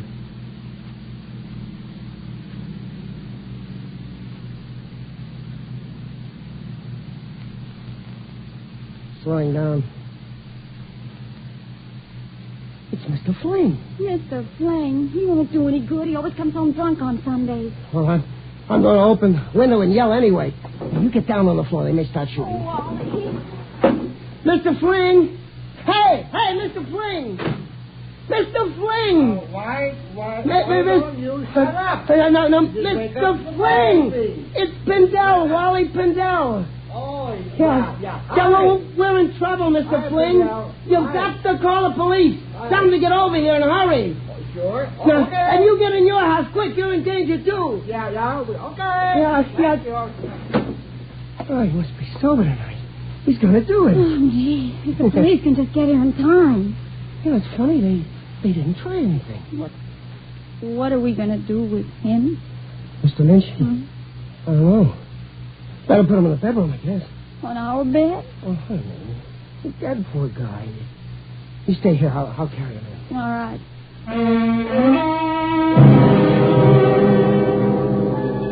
I carried him into the bedroom and laid him down. I never touched a dead man before, and I'd always thought they'd be cold.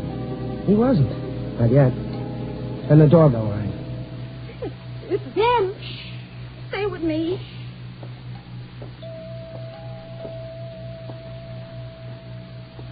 Yeah? Hi, pal.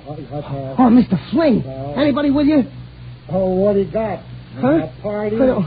Hey, you want I should get a drink? No, come on in. Come in, quick. Don't push, Don. No, I told you to call the police.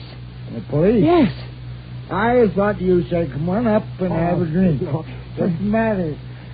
Somebody dead? Jan, go make some coffee. Oh, honey. Go make coffee, something, anything. Now, look. Are you sober enough to listen? Wait a minute. Who's sober? Look, we've got to get the police. Well, I got a raid, huh? Well, I gotta get out of here. Now, look, some men are outside there trying to kill us all. They've already killed one man. Oh, yeah? Who? Oh, it doesn't matter. Look, we can't use our phone. We've got to get to another one. Oh, no. I know these wild parties. You get on my phone and you call some dame in Paris. Oh, if you weren't drunk, I'd... No. Come on. Hey, that's it. Hey, no. John! Slap me in the face. That's one of my faults. He's no help. I'm going to make a run for it. But you can't go outside. Now, look, we're not going to stay here. Hey, where's that drink? Wait a minute. I'm going to take a look out the window again. Okay, I'm going to bed. Some party here. I can't see if anyone's in it. Oh, good evening, sir. No, don't get up. Got to take the chance. Well, where'll you go? It's no good trying to get to Fling's house. They'd see us. Try the back way. Now, if I can get to the garage, I might be able to make it to the police in the car. What about him? Oh. I don't want to stay here alone with him. Okay. Come with me.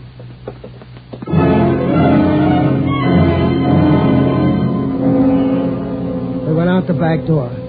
Everything was quiet. Even quieter than usual because of the fog.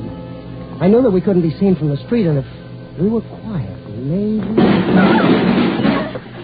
It's all right. Wally, he must have heard the noise. What if they... Now, look, when we drive out of the garage, you duck down and try to stop us. Well, I'll run them down. Now, get in. Oh, it's so loud.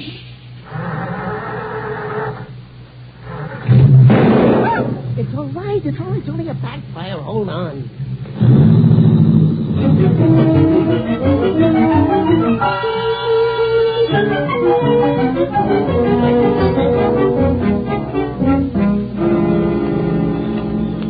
Now, get your guns out, boys. Mr. Findell, where's the black car? Right over there, across the street. Hey, maybe they... Jan, you stay here.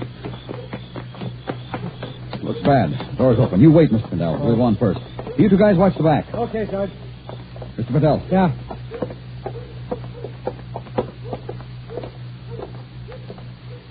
This the body? No, that's Mr. Flynn. Where's Mr. Minchin?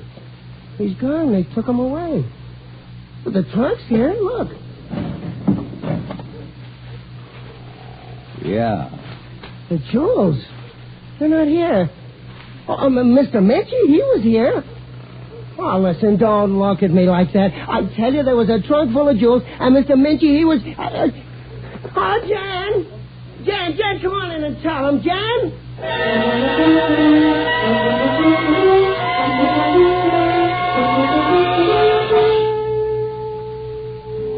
That was about it. Same trunk was there, empty. There wasn't a mark on the bed, and the dead body was gone. We managed to wake up Mr. Fling, but he couldn't remember anything except that he wanted a drink. Police were pretty mad, but I guess Jan convinced them that we hadn't been kidding. Anyway, we gave him coffee, and that was that. Well, there isn't much more to it, except that about 2 months later, Jan and I were having breakfast on Saturday when the mail came.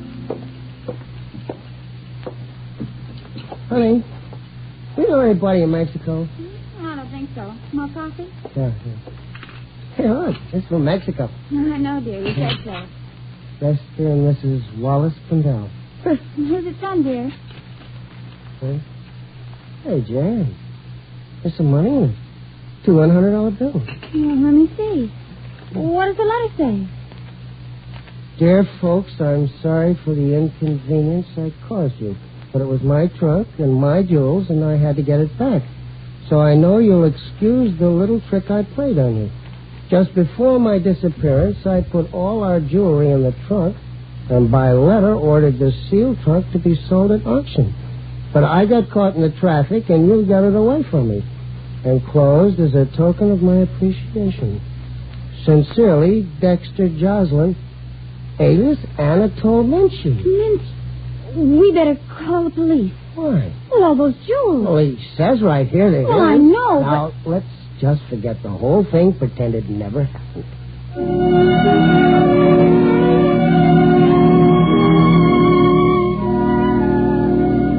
But every once in a while, we are reminded of it. There's a diamond ring about as big as $50. I put it in my pocket after I cut the glass out of our window. Jan used to wear it to parties. Not anymore.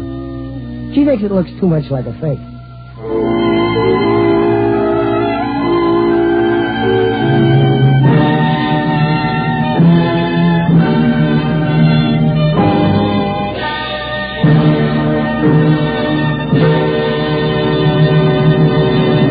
Suspense, in which Tom Brown and Eve McVeigh starred in tonight's transcribed presentation of Going, Going, Gone. Be sure to listen next week to Suspense.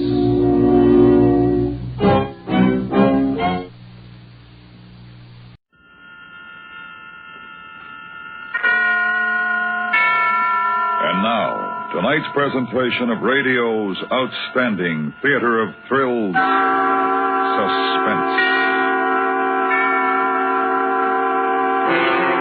Tonight, the transcribed story of life and death in an African colony. We call it Lily and the Colonel. So now, starring Ramsey Hill and John Alderson with Paula Winslow, here is tonight's suspense play, Lily and the Colonel.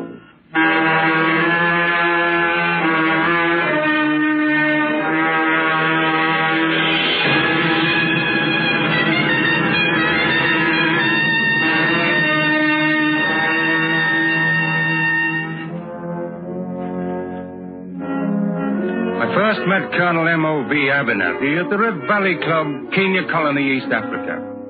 Possibly being a Sandhurst man, a lieutenant with the Lancashire Fusiliers had something to do with my invitation into the Hullet Circle. At all events, I was invited, and I went. Sandhurst, eh? That's right, sir. Sandhurst? I was Sandhurst myself, 1917. That's all, sir? Well, still turning them out the way they used to. Well, not knowing how they used to turn them out, I couldn't say, sir. Capital. At least they turn them out with humor.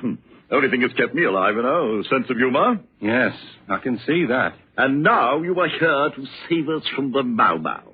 I'm quite sure you can save yourselves, Colonel. Well, of course we could, if it weren't for the bunglers and their infernal bungling.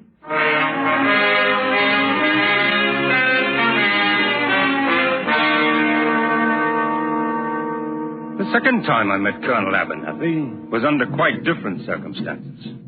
My patrol had been called to the farm of one James C. Curry to investigate a murder.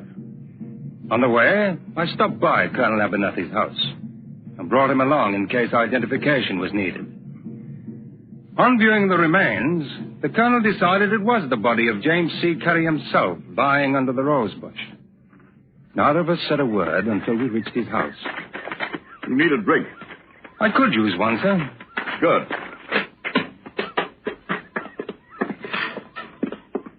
Ngande? You back, boy, now? Tell your mistress. She have blasted a headache. I tell her you'll come back. Headache. Always having a headache. Oh, sit down, Lieutenant. You'll have your drink in a moment. Thank you, sir. Incidentally, while your boy is out, may I ask, sir, is he Kikuyu? Ngambe?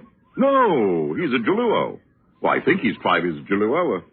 Yes, I'm almost positive. You're not sure he is Jaluo? Well, one can't be certain with these boys, you know, but I'll ask him when he comes back. Mr. Abnadius, a headache much better. She will come in a moment. Good. Ngumbi, one, I'll have a whiskey. Yes, well, now, I will fix it. Tell you, Temple, that I beg pardon, Colonel. Will you ask... yes. Ngumbi. What are you? What? Tribe. What tribe do you belong to? What? I am Jalu. Do the Jaluo have Mama? What the devil do you rule that for? Don't stand there quaking like an idiot. What do you say? Mama is only Kipsigi and Kikuyu. I am Jalu. Jalu. Very well. Now give Lieutenant Temple his drink, and then get out. Yes, Warner. Your drink, Warner? Blasted idiot. I don't believe him. You think he's Kikuyu? I do. And the sooner you're rid of him, the better. Every head boy a Mau. Is that it?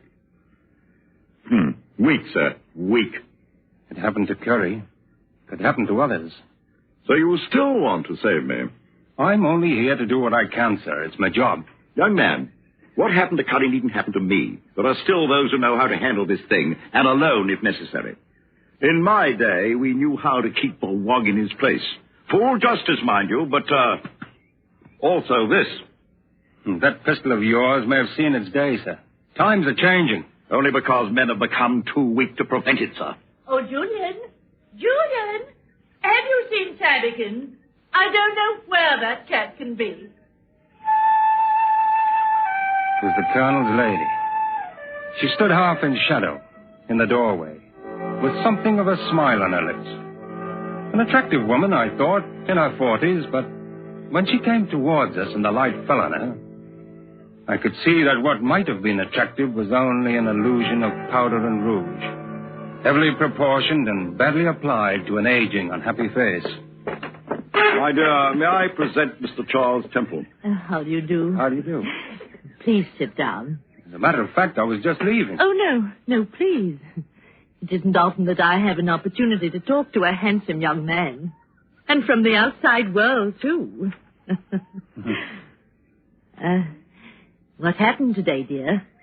Why did you run out so quickly? Well, you... Oh, Julian never tells me anything. I'm always in the dark. I'm afraid that I'm responsible today, Mrs. Abernathy. I needed his help. Help? Mr. Temple will tell you I'm off to bed. Good night. Good night, sir. And please think over what I said. Get rid of your boy. Young man, I like you. But as for your advice, I shall handle my affairs my way. Good night. Well, Mr. Temple, what was it Julian said you'd tell me? One of your neighbors was killed today. Killed? Who? James Curry. Jim Curry. Jim Curry? Who'd want to kill Jim Curry? Oh, why? Why? Mrs. Abernathy, please. No, I'm quite all right. How did it happen? Mau. Mom? There must be a way out. There must be. Let me get you something. Oh, yes.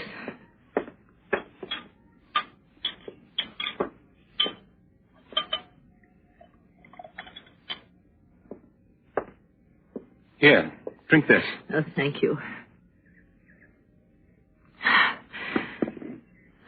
It's better. Oh, that's better. Much better. I hate to, but I must go now, Mrs. Abernathy. Oh, please don't. Sit beside me. Let me call the Colonel. He can be with you. But he can't help me. More than I can, I'm sure. Now, please, let me...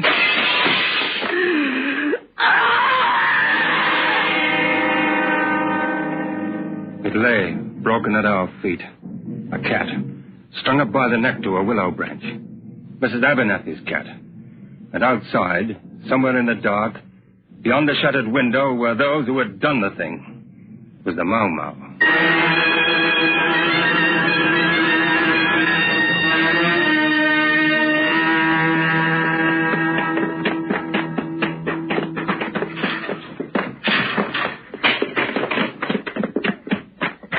Probably miles away by now. I'm afraid so. Wait.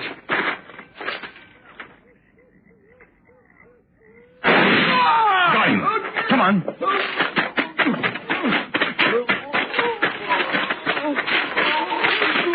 No, Buana, no, do not shoot us. No, Buana, no. Give me a hand. There. Recognize him? Never seen this one before. Got him in the stomach. Should get him to a hospital right away. Take him on the shoulder. We'll carry him to the car.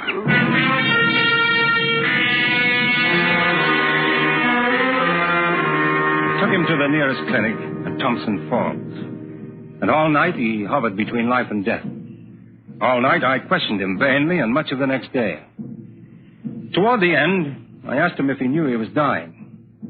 He rolled his head toward me. The look in his eyes showed that he knew he was. It was then that all my questions were answered. Name, Matemba, tribe, Kikuyu. Mama? Yes. Family, one brother.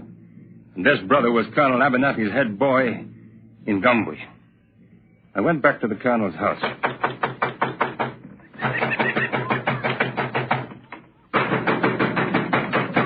Who's there? Lieutenant Temple, ma'am. Oh, thank goodness you. Come in. Oh, I'm all alone. Where's the colonel and the Gumby? They've been gone all day. They left me alone. I've never been so terrified in my life. Will he be back soon? My tabbikins and the shooting. Oh yes, they'll be back soon. I'll wait for him then. He gave me a pistol and said I must carry it with me until he comes back. That's very wise. I hate them. They're for killing. Sit down, Mr. Temple. Oh, I must look a fright. No makeup and this old gown. You must think I look a fright. Not at all. You look very well indeed. Well, thank you, kind sir, she said. May I make you a drink? No, thank you, Mrs. Abernathy. Well, I think I shall have one. If I don't look out, I shall become a drunkard. A solitary drunkard. I'm sure you're much too sensible for that. Well, Julian doesn't think I'm sensible. He calls me silly.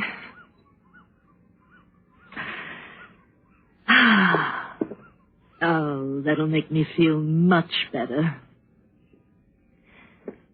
You know, you're awfully nice. You're not like the other men. You seem very kind. I'm not really. Quite the opposite. I beat children the second Tuesday of every month. Oh, I gather you're married then. Somebody in England? No, I'm not married. Mrs. Abernathy, I have something to tell you. I thought of waiting for the colonel, but since you should know about it too, No, if it's anything unpleasant, I won't hear it. It concerns you very directly. You should listen. No. We shall talk of everything, but not about Kenya or Africa and colonels and poor unhappy natives and everything. Very well, I'll wait for the colonel. Oh, now you've been wounded. The handsome soldier has been wounded on the battlefield of the sexes. Now, here. Drink from my glass. Here. Oh, now, not just a sip. All right. Just a sip. There. Jim Carrey thought I was attractive. Am I attractive, Charles? Why, yes, of course. No, I mean to you. Well, after all, you're a married woman, and well, you know. No. Now, sit quietly and listen. If I told you that you're the handsomest man I know, and if I told you that I was in love with you... Mrs. Abernathy. Would you take me away with you? Would you put me in your pocket and take me? Of course. Right in my pocket. Oh, I don't feel very well. I think I shall lie down.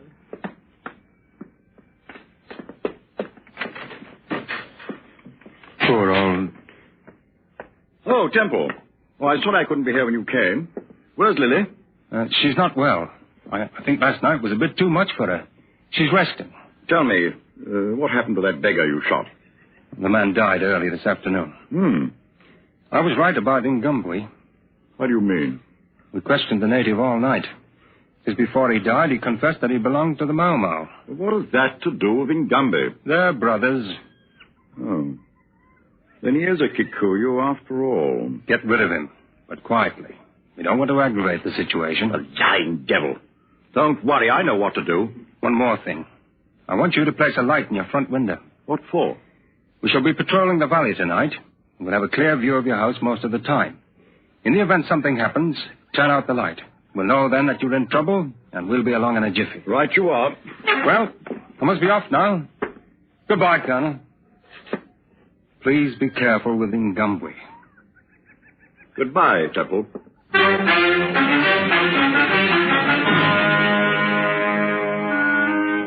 That's the last I saw of Colonel Abernathy. Now I must piece together the remainder of the story from details related to me by Ngambwe himself.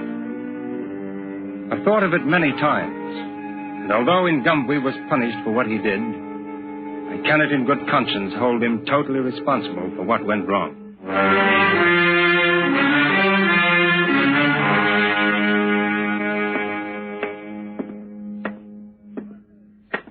Ngambwe!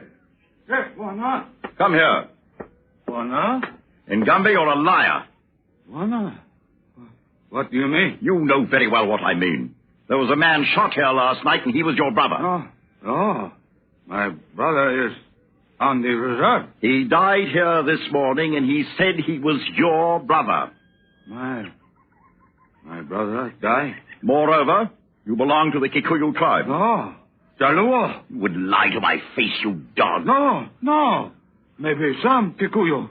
But I good head boy. I do not tolerate lying by anyone. Wana, please. You shall be punished for this.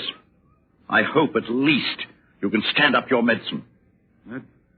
Medicine? Put your hands to your side. To your side, I said. Stand straight. That will teach you to lie. Now get your things together and get out. I shall pay you when you leave. I said go. Wana, if you hit me with hand closed, it is good. Then I am a man, too. But you hit me with open hand. That make me not a man. Get out and tell your Mau Mau dogs that if they want the same medicine to come to me, and I'll give it to them. Get out! Dogs. Filthy dogs. I'll shoot all of them, every one of them. What are you doing, Julian? Moving the lamp over to the window, obviously. Oh? What for? Mr. Temple wants it to remain on all night. No. Such a lovely young man. Will you listen to what I'm telling you? Mr. Temple wants it to remain on all night, I heard. Why? If for any reason you need Mr. Temple's help, you're to turn it off. He will see it, and he will come to you at once. How nice. Turn it off, and he'll come to me at once. Did he really say that? Yes. Now, another thing. I have dismissed Ngambwe. I know. I was watching through the door. I saw you strike him bravely, Colonel. Don't say it that way. It's the only way to make him understand. It's the only way they'd understand who's the master. There's too much mollycoddling with these people. Oh, is there? Oh, no matter. Now, where's your pistol? I don't know, and I don't care. Oh, in the name of heaven. I told you to carry it with you at all times. Can't you understand that it's for your own good? Here, take mine. And I expect you to keep it with you all the time. Do you understand? I don't want it. It's hateful. Everything here is hateful. Lily? I'm leaving. I'm going away, far away. From this house, from Kenya, from you. You're drunk. Yes, I am. And I'll have some more. Stop it, Lily. Give me that bottle. Give it. Oh. I'm sorry. Sorry. You're sorry. You don't know what it is to be sorry. I've been sorry for 25 years. I'm sick. I'm sick for living with you. The way you stand. The way you walk. Parade grounds. Always on parade. Oh, that's right. Run away. Go on. You never talked to me. You never did. You never gave me anything kind, anything nice. But you think I want it now because I don't. I don't want it, you hear me? But go on, run away, go on. I don't care, yeah. I don't care anymore, I'm scared you away from me.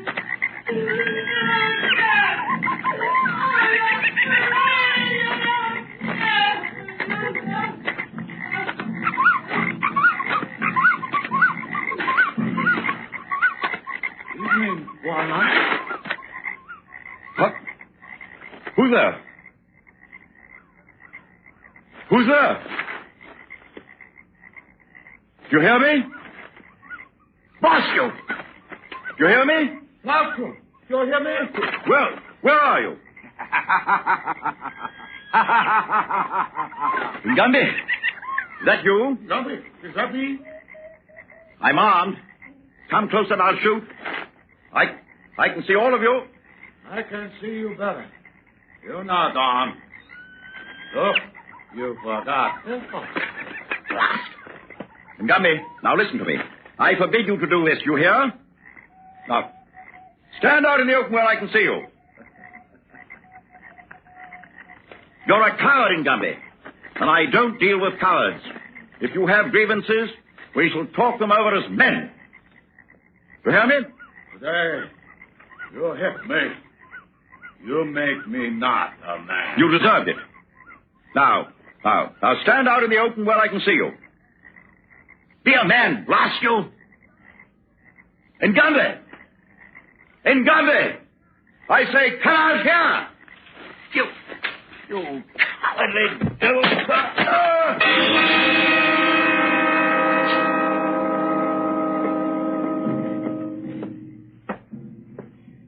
Julian?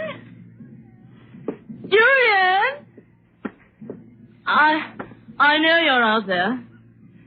I mean what I said. I'm going away. Julian? Oh, very well. Don't answer me then. Oh, you're a fool. You could have kept me.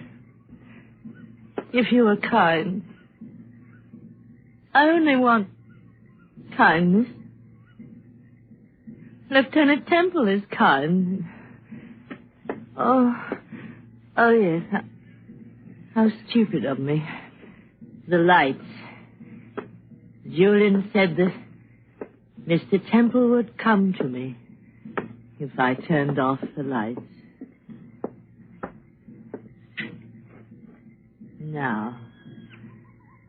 Now he'll come to me. Charles Temple? Is that you? You must have been waiting just outside. Oh, it is you. It is.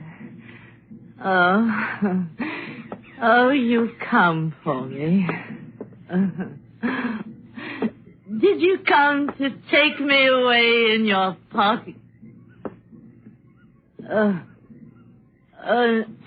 No.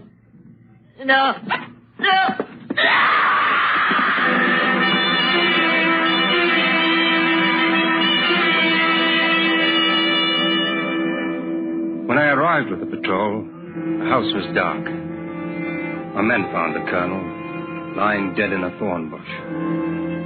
I found the colonel's lady, poor unhappy woman, at the screen door to the veranda. There was a strong smell of whiskey about. Turned my head away.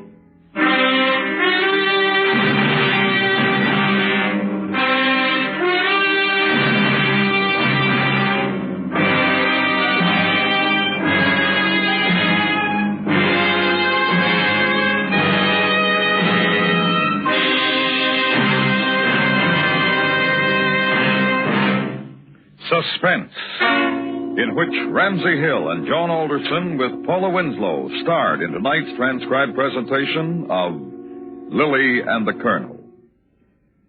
Be sure to listen next week to Suspense.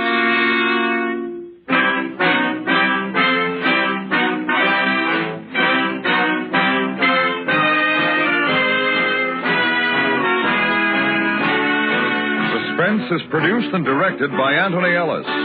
Tonight's script was written by Mr. John Daner. The music was composed by Lucian Morwick and conducted by Wilbur Hatch.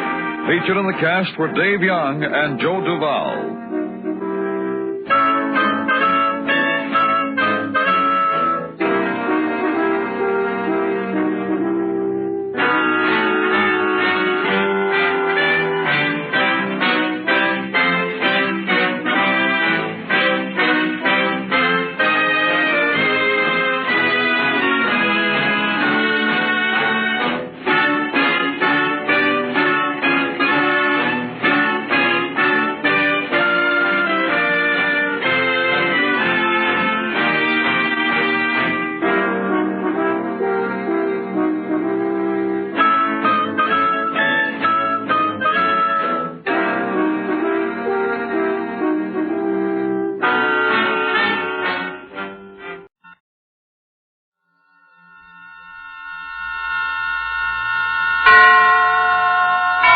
And now, tonight's presentation of radio's outstanding theater of thrills, Suspense. Tonight, the story of a woman who can't escape from her dreams. We call it I Saw Myself Running. So now, starring Miss Charlotte Lawrence, here is tonight's suspense play, I Saw Myself Running.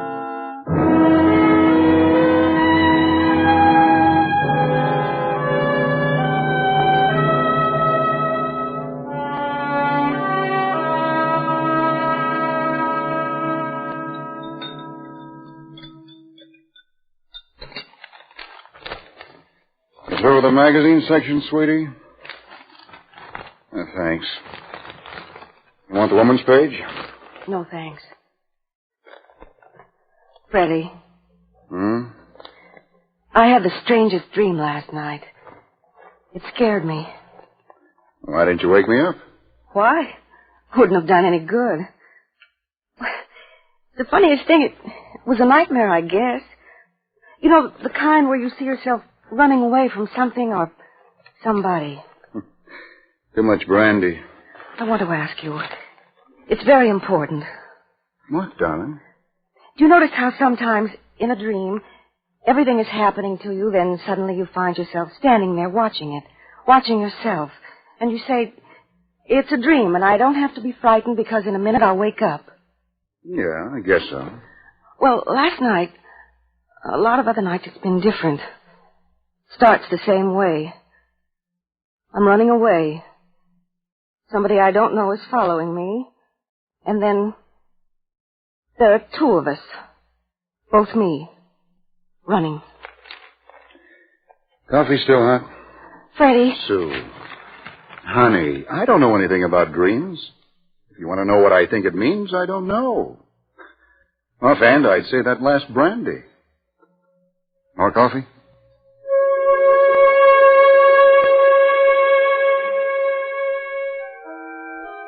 How do you explain a dream? You don't. You can't. At first it frightens you, then as the morning passes it fades. By lunchtime, it's forgotten. Freddie and I went to bed early that night. I think I was a little surprised when it began again. I didn't realize I was asleep yet, but it was there, the same as the last time. A face, far away. Around it was a piece of cardboard with circles drawn on it, the face in the center. And it went round and round. First only a dot, and then it came closer. The noise came with it. And everything was spinning so much it made me dizzy. But I could always see it right side up. It was very close to me, and the face was somebody's I'd never seen before. It was a man, I think. And I knew that he didn't care. And I wanted to cry. Then it was gone. I was alone in a big hall. And I thought I'd seen the place before. But I couldn't have, because I knew it was only a dream. Even then I knew I was dreaming because I could see myself. There was a wide staircase going up into a dark place that was higher than any place I'd ever seen. I was at the foot of the stairs looking up. My face was frightened. I saw myself open my mouth to say something, to call upstairs into the dark. Don't come down, please. Don't. I don't want to see you. I'm afraid. Don't come down. But I'd never heard myself before. Not really. I always thought I'd said things in dreams, but not this way. Not so that I really heard. And the voice wasn't my own. I found myself looking up the staircase with her, and there were two of us standing next to each other, touching. I could feel her hand. It was warm. Don't. You mustn't come down. Who is it? I don't know, Susan. I never know. But it's up there in the shadows. What does it look like?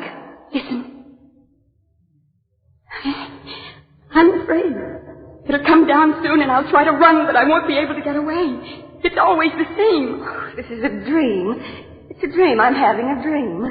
I can wake up now if I want to. I'll be here alone then. You always leave me here, alone. Oh, that's silly. How can I leave you alone when you're me? It's only a dream. I can wake up now. No, you've got to stay this time. Look up there. It'll be coming down in a minute. We'll have to run. I won't run. I always do. I have to. No, I want to see it. It'll kill you if you stay. Well, how do you know you haven't even seen it? It'll kill me too. I'm afraid. This is a dream. There's nothing to be afraid of. It's coming down. Run! Run!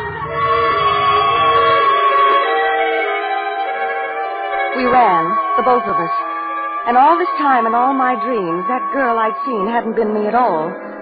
And then the great hall and staircase wasn't there. We were in a lovely garden. It was very quiet except for a single bird. And it sang strangely and sadly. Why do you dream? What a silly question. Everybody dreams. If you didn't dream, I wouldn't have to be here. I wouldn't be afraid all the time. There's nothing to be afraid of. It's warm. So peaceful. Look at the roses. The caterpillars. I'm afraid of caterpillars. I used to be. I'm not anymore. I'm still afraid of them. I remember the first time you dreamed of them. You'd been frightened when one crawled on your hand. You were very small then. That's the first time I had to be afraid of them. That was a long time ago. I don't mind them now. I do. I mind everything you think you've forgotten. Look, there's one crawling on my shoe. Will you squash the caterpillar? I can't. I'm afraid. All right. What is this place? It's an airplane.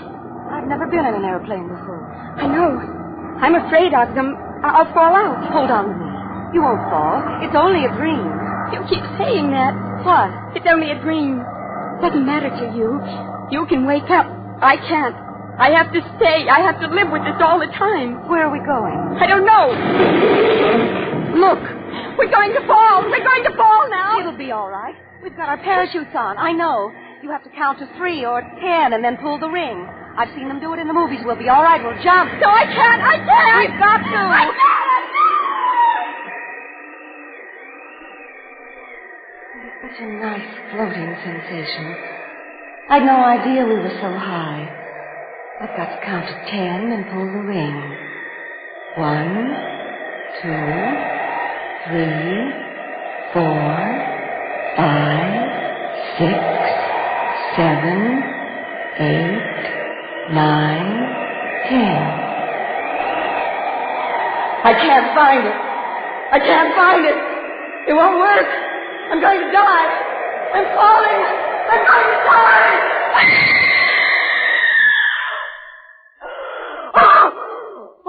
Honey, wake up. Susan, wake up. You're dreaming. Susan. Freddie. It's all right. You're okay now. It was a nightmare. I was falling. I fell out of an airplane. I was going to die. It's all right. You're right here.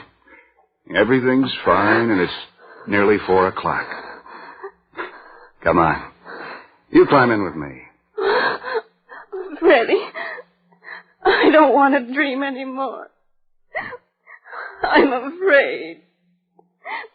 It was like last night, the other night, but worse. Now listen, Susan. Look at me. Do I sound the same? Do I sound the same? Honey, you're the... But there's 2 of us. When I go to sleep, when I dream, there's another woman there. That's who I've been seeing all these years. It's someone else. She's there all the time. Freddie, I don't want to dream anymore. Something's going to happen. I'm afraid.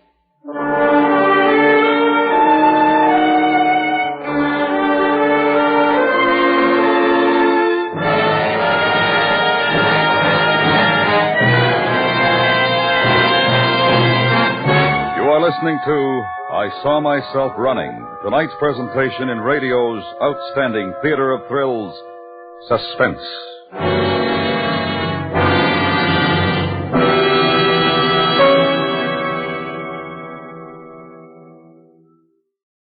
There are more people in hospitals with mental illness than with polio, cancer, heart disease, TB, and all other diseases put together. Let's stop the spread of mental illness right now. Help your Mental Health Association in its fight for better hospitals, more clinics, and more research. Give today to your Mental Health Fund. And now we bring back to our Hollywood soundstage Miss Charlotte Lawrence, starring in tonight's production of I Saw Myself Running, a tale well calculated to keep you in suspense.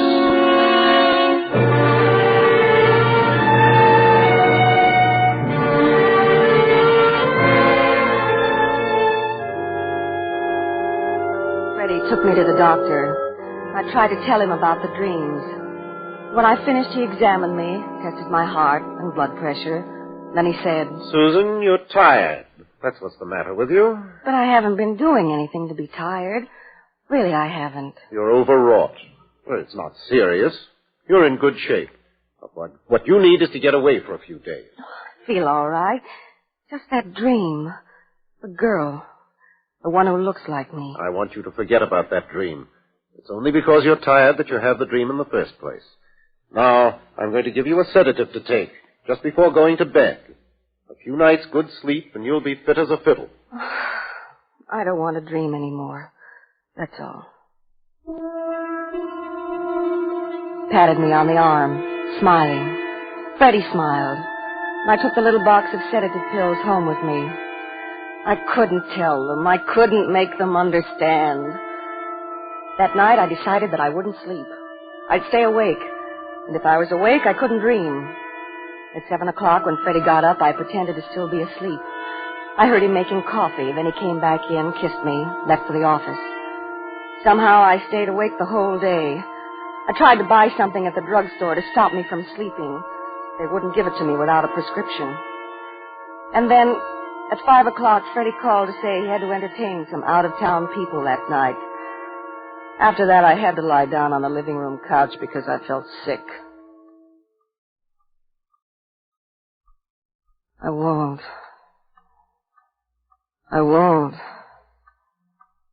I'm not going to go to sleep. Oh, I've got to lie down for a while. In a minute, I'll feel all right. And I can get up. In a minute.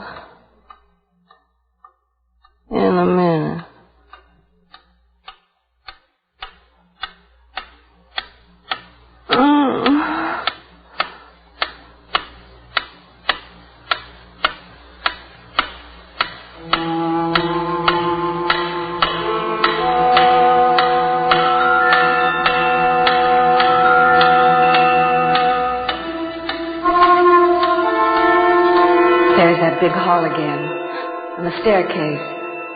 I can see her looking up into the dark. You didn't come last night. I know. I was waiting here. It didn't come down, though. The thing up there. You couldn't have been here. You're only me in a dream. When I don't dream, you're not here. I'm always here. I have to see the things happen. Things don't really happen in dreams. It's imagination. Oh, no, it isn't. Look up there, in the dark. It's up there, waiting.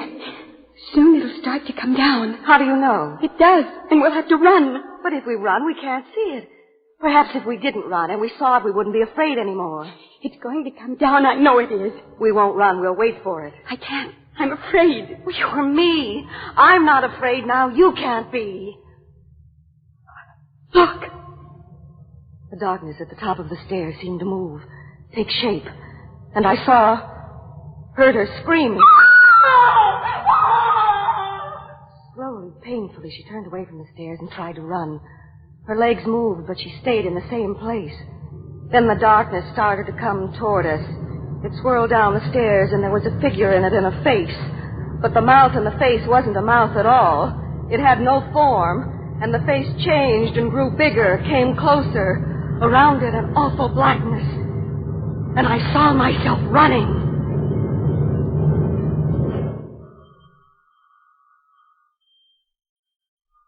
We were standing in a narrow stone passageway. It was cold and damp. And the other girl who wasn't me was holding a gun. We both were. And we looked behind us because around the corner, out of sight, it was following. I heard the telephone ringing. And I couldn't understand how there could be a telephone in that place. I'm tired. I can't run anymore. We'll rest for a minute. It sounds like my telephone. How can it be? Because this is only a dream. If I wake up, I'll answer it. It's on the table at the end of the couch. I can wake up and answer it. No, you can't. I won't let you. I'm not going to stay here alone. I've got to wake up. You can't now. We've got to run again. It'll catch us. No. Hurry! I felt the cold horror behind us, and I ran, following the twisting passageway, and I knew that the telephone had been my last chance. My last chance to wake up. And I hadn't. I couldn't. There's a light ahead. It won't dare to follow us into the light. Are you tired? Are you? No. It's funny how we seem to almost float. I'm not tired at all. I don't think we need the guns now. I'm going to throw mine away. I'm not. I'm afraid of guns. I used to be. I'm not anymore. Wait a minute. Those two men. You see? In the entrance? Yes. I wonder why they're there. Maybe they'll try to stop us getting out. It'll be all right. Come on. It's Freddie. Freddie and Dr. Peters. I know. Freddie? Freddie?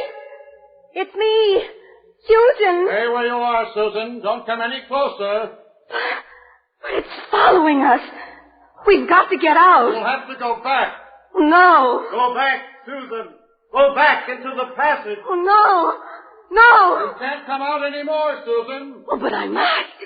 Let me talk to them, Susan. You let me talk to them. I'll take care of it. You'll see. I saw her walk slowly to the entrance, to where it was light and there was sunshine. And the three of them talked very quietly. I couldn't hear what they were saying, but I knew it was about me. And ever so faintly, I heard the sound of the thing that was waiting somewhere in the blackness of the passage. She was pointing at me, and Freddie was laughing.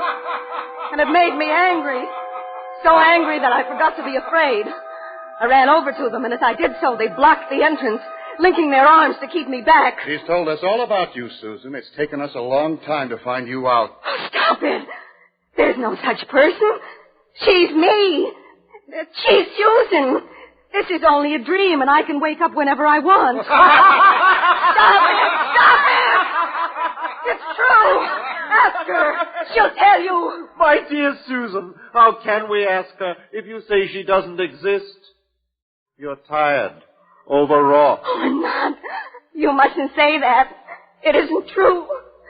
Please, let me out. I'm cold. I'm afraid. You kept her down here all your life.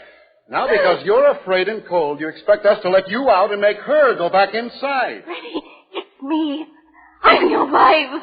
Freddie. I've always been fair.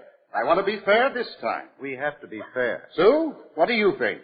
Should we let her out? No. She'll only wake up and leave me there. I want to wake up this time. Let her stay. You're all crazy. She's not Susan. I am. She's nobody. She's in a dream. Stop it, please. We have to be fair. We really do.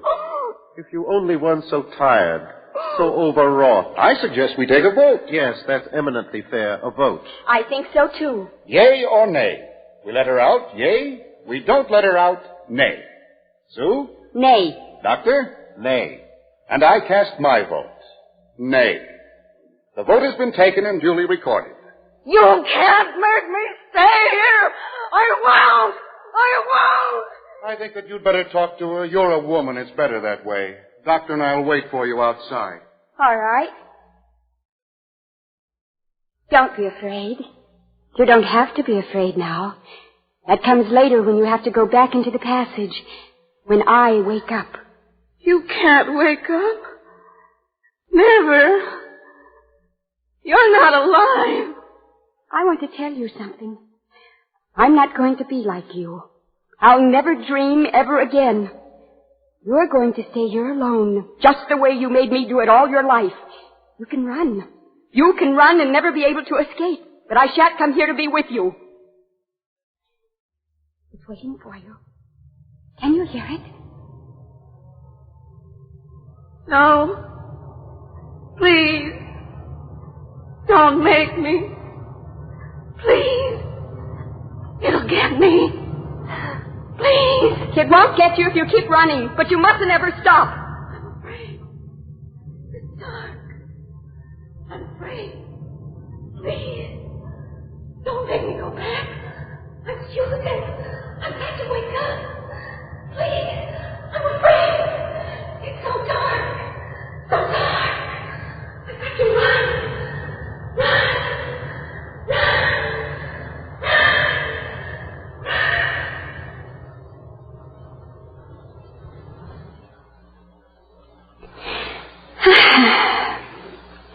I think I'll wake up now.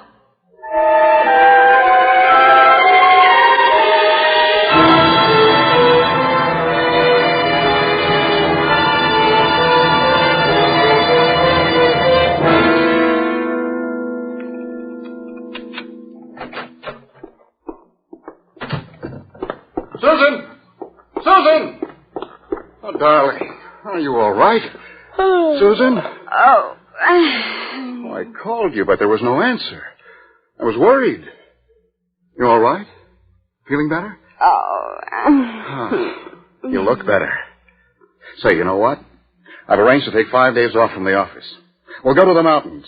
That's what the doctor ordered. How about it? Oh, it sounds wonderful, Freddie. I figure if we... Suze? Yes, darling? Your voice... It sounds funny. My voice? Well, it's me. It's the only voice I've got. Doesn't sound like you. Are you sure you're... Silly. How can it be me and not sound like me? Silly. Give me a kiss? Suze. What's the matter with your voice?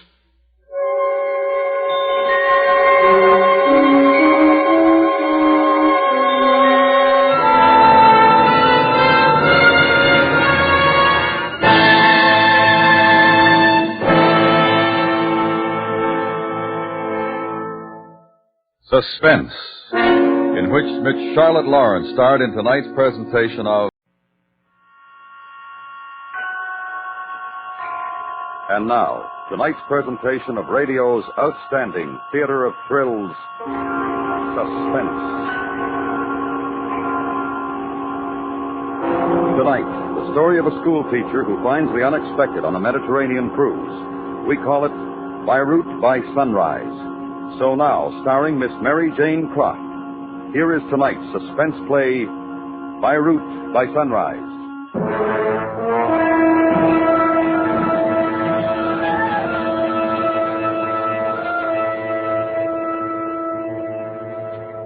Darling sister, as I told you last, this Mediterranean cruise just hasn't been what I expected.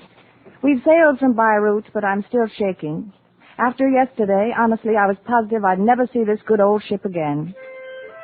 It's hard to believe my trip to the Near East began as disappointingly as it did. That first stop at Port Said was dreadful. Not that I thought there'd be perfumed nights, but I was hoping I'd feel a little of the mystery of it all. When we left for Birut, the only stimulating thing was the new dinner companion at our table, a Mr. Haroun. At least, he looked interesting compared to that awfully dull Frank Grady I'd been forced to sit alone with until now. Frank Grady, Mr. Haroun. Mr. Grady? This is Miss Gideon, Mildred Gideon. How do you do? Miss Gideon, charmed.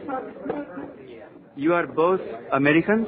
Yeah, we're Americans. I'm from Akron, Ohio. Miss Gideon's from North Dakota. Teaches school, 3rd grade. How charming. Haroun, that name's Persian.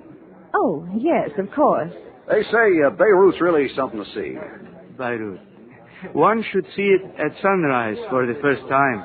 A thrilling sight. Oh, swell. We get there in the night. How about a sunrise date, teacher? Well, I really hadn't planned on it. Well, it's okay by me. Can't say I didn't offer.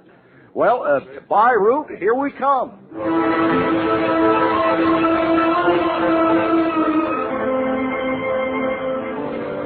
Birut, here we come. Honestly, he just made me wince. Companions are half the fun, but really, you couldn't commune with anything with Frank Grady around. I was darned if I'd share Birut by Sunrise with him. It was around 5 when I woke. I felt a little thrill when I realized the engines had stopped and we were there. It was dawn when I reached the deck. I was alone. It was marvelously still, like everything holding its breath. Then, just a crack of sunlight and spires of minarets began to appear. Then domes, the whole sweeping outline of the city, rising out of the night. It was just pure Omer Khayyam. I floated with it, completely carried away with the sights in that magic quiet. Then, wouldn't you know, something had to spoil it. Down on the dock below, some man had come stumbling out of one of those shadows. Honestly, just reeling. It was still pretty dark, but I could see he was a sailor. An American sailor, coming toward the ship. He looked up. I saw his face. It was filled with pain. And he swayed and fell. Tried to drag himself. I don't know why I did it, but there just wasn't anyone else around any place, and I was positive he needed help. What happened to you? Can I help? Dead sailor. What? Message. Listen. Yes? Something's hurt. Tell it to... Tell it...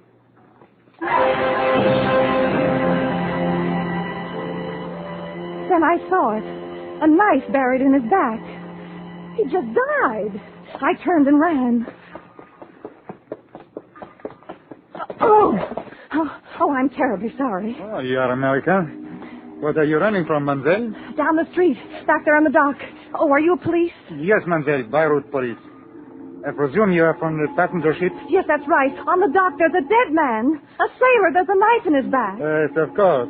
Now, what is it you wish me to do? Do? Well, he's just lying there dead. Isn't it a little early for dead bodies, Mademoiselle? A sailor? Oh, pardon. You're sure he's not just drunk? Drunk? I told you there's a knife in his back. Well, you could take a look, you know. You can almost see it from here. Please, I don't mean to doubt you, but... Look, I'm only telling you what I saw. I didn't imagine this. It just happened. The poor man's dead. American tourist. All right, mademoiselle, I shall accompany you to the dead body. Well... Now, you see? I was standing right up there on the deck. Yes, I see. Now, where exactly? Just at the edge of those packing cases. I don't want to look. Mademoiselle. Oh, please. I couldn't bear to look. Nothing here. What? This is the exact place. You're sure? I swear they must have moved in. They? Well, someone. Mademoiselle, when a man is drunk... He wasn't drunk, believe me. There was a knife in his back. Then there should be blood. There is no blood. Look, I saw it. Well, possibly the shadow. I swear I saw it. He was dead. With the body, there is little we can do. You agree? Yes, but You don't believe I saw anything, do you? Something, yes. Birut is a modern city, but it still has charm. Sometimes a visitor is overwhelmed. Well, I don't understand it. I'm not wearing my glasses, but... Well, it was so real. The report will be filled. Now, if I may escort you back to the ship. All right. I don't understand it, but all right.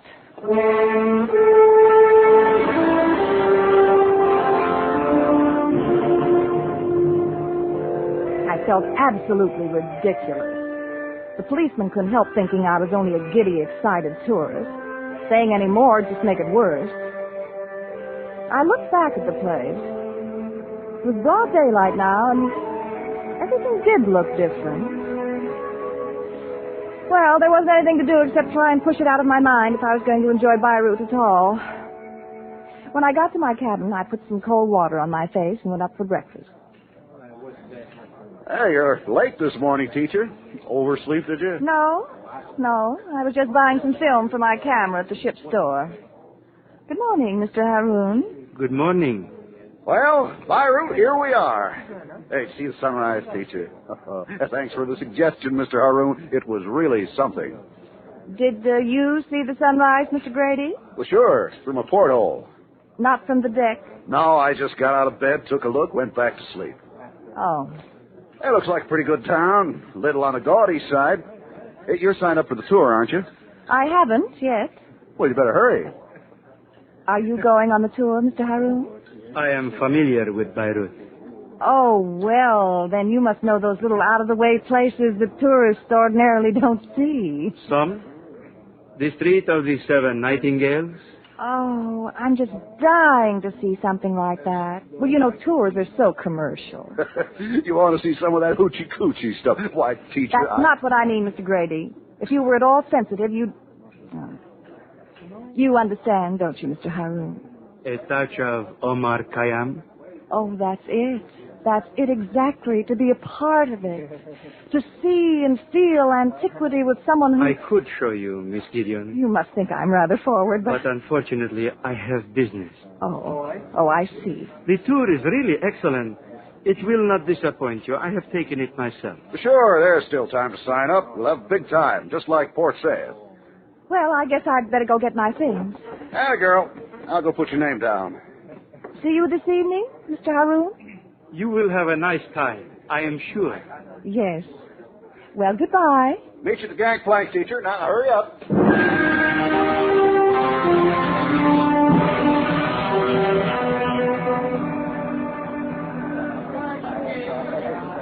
The Bazaar of the Husat El-Din, 300 years old. Now, you'll have a half hour to observe the interesting native handiwork and make purchases. There's some joint. Just like a Hollywood set, eh, teacher? My name is Mildred Gideon, Mr. Grady. Oh, for sure. Hey, get a load of those shoes they're selling. Now, wouldn't you get the Raz if you clumped around home in those? It's the style here. Well, sure, I realize that, but wouldn't you get the Raz? I think I'll buy a pair. Hey, Sahib!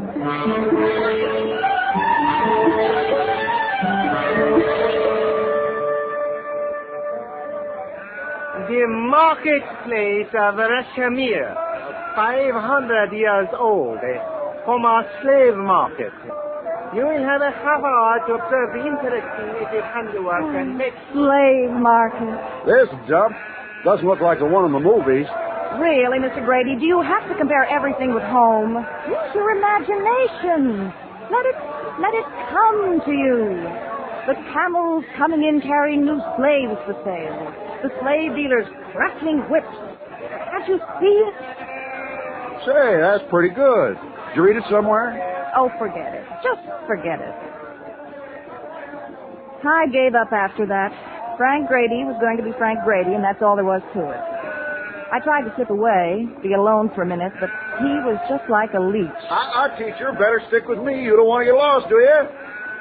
I was just about ready to call it quits, go back to the ship, find a good book to read, when... The next point of interest is El Qasir, the Sultan's turret. The Sultan's turret? That seems familiar. I was certain I'd heard that name before. Then it suddenly hit me. The sailor. The dead sailor. He'd said, message, Sultan's turret, 15th step. Oh, I could have kicked myself for not remembering for that policeman. It was a big stone tower, broken down in places, but it was solid and real. Proof that I hadn't imagined that poor man. My heart was simply pounding. I couldn't wait to get inside. A watchtower by the Sultan Hamid Qasir. Now, the upper half has been condemned as unsafe, but... It was dark inside. Just little lights near the showcases. I looked around for the steps. In one of the corners, I saw them curving upward. They were roped off. I edged away from the others, praying Frank Grady wouldn't see me. I slipped under the rope, started up.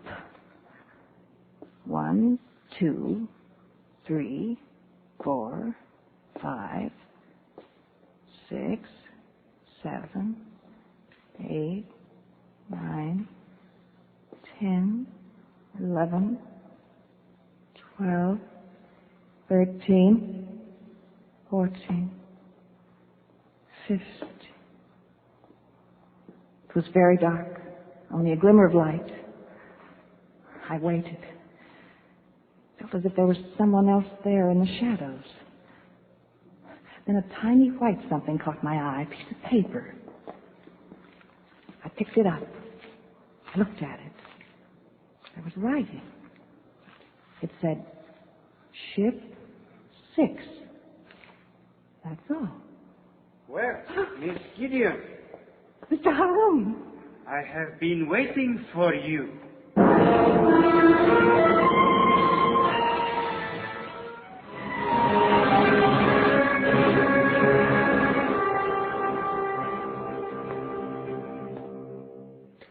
I am sorry, Miss Gideon. I really did not mean to frighten you. Don't come near me. All right. What are you doing up here? I too like forbidden places. I knew the tour would arrive here about this time. Fortunately, I finished my business early, so I came to meet you. Is that so frightening? No, I guess not. I thought you might like me to show you what I know of the city. You are all right now? Oh, yes, I'm all right. Mr. Haroun, was there anyone else up here just a minute ago? No. You and I are the only curious ones. Oh, no. No, there had to be someone. I've got proof. Proof? Hey, teacher! Mildred! Where are you? Hey, we're leaving! Mr. Grady. Well, shall we go down? Oh, no, please, let's wait till they go. I've had just about enough of Mr. Grady. Teacher! They will think you are lost. Oh, let them. I've got to talk to you, Mr. Haroun. Somebody, I've just got to. I know of a charming place. We will talk there.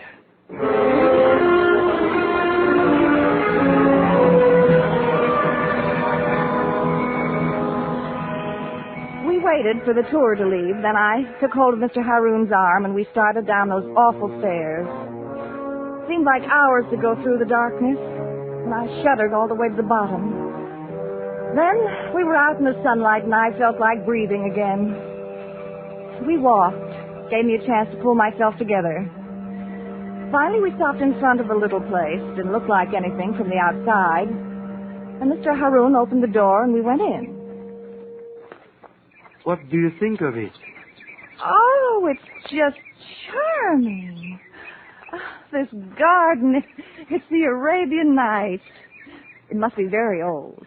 They say Omar Khayyam once visited here. Oh, well, you can tell. Come fill the cup and in the fire of spring your winter garments of repentance fling. The bird of time has but a little way to flutter, and the bird is on the wing. You know the rubaiyat. Some of it I remember. Oh, I'm dreaming again. Just couldn't be real. Oh, it is real, all right. Miss Gideon, back at the Sultan's turret. What? You said you wanted to tell me something. Oh, yes, that. Well? Well, it's been so strange all day. First I see beauty, then death, then it was gone, and suddenly terror again. And now this beauty, all without warning. I want to remember this place without anything to spoil it. Please take me somewhere else. Aren't you carrying this romantic theme a little too far? What do you mean? I mean... All right. I will take you someplace a little less overwhelming.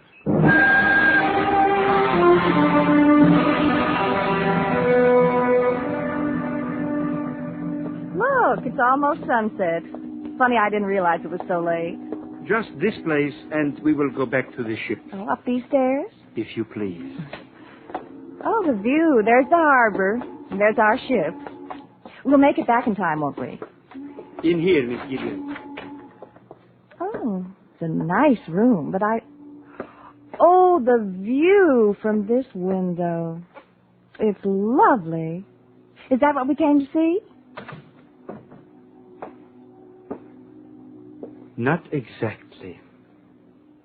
Mr. Haroun, I don't know whether I'll be sad or glad to leave Birut, but this time with you... Miss Gideon. Yes? Time is growing short. We must discontinue... I know it's growing short, Mr. Haroun. Short the time, but long my memory for that garden and the moments there. I am not sure whether you are extremely clever or extremely foolish. Foolish? Oh, no, Mr. Haroun, please, not foolish. I thought you realized what I truly feel. This place is not romantic, Miss Gideon. You can stop it now. Stop it? You have caused me a great deal of trouble, and I am finished playing games. Mr. Haroun. What happened on the stairs of the Sultan's turret? You are going to tell me, Miss Gideon. What time is the meeting? Meeting? Masquerade is over. Do not force me, you know. I don't know what you're talking about. Death and terror, Miss Gideon. Come here. Do you recognize this? The sailor. The dead sailor. You murderer! You murderer! Stop! I ran. Just ran. The vision of the dead man on the floor of the room filled my eyes. And Mr. Haroun was coming after me. He was going to kill me. I knew he was going to kill me. I didn't know where I was or how to get back to the ship. And it got darker and darker. The street twisted and turned in front of me. Shadow after shadow, growing bigger and bigger. I had to get to the ship, but I didn't know how. Oh! My leg. Oh, a dirty, ugly man appeared beside me. I backed away from him. He slithered after me. And then I felt my back against the wall. Walls all around. There wasn't any way out. I could feel steam gathering to my throat. I saw a door just out of reach. I edged toward it. It was a big room, dim and evil-smelling. There were people, but they didn't pay any attention to me. They were watching a dancing girl weaving through a greasy yellow light. I saw another door and slid along the wall toward it. And he was there, following me. Get away from me! Get away! Mildred! Mildred! Frank! Mildred! Hey, teacher! Oh, Frank! Frank, Grady! Here, over this way. That's it. Hey. Oh, Frank, I'm never so glad to see anybody in all my life. Well, what happened to you? I've been looking all over. You know the ship's almost ready to leave? He was going to kill me. Who was going to kill you? That horrible, terrible Mr. Haroun. Let's get to the ship, please. No. Wait a minute. I got to know what time that drop is. Drop? The message you got at the Sultan's turret. I know you got her. You wouldn't have ditched me. The film, documents on the film teacher. A little white slip of paper tells place and time, and you've got it. Now, you forget your act, and I'll forget mine. Sailor, he said tell it to... To me, to Frank Grady. He was my contact. You got in the way. No. Come on, now, give me that paper. Let go! Look, teacher, give me that paper. I'll kill you. I mean it. Grady! What?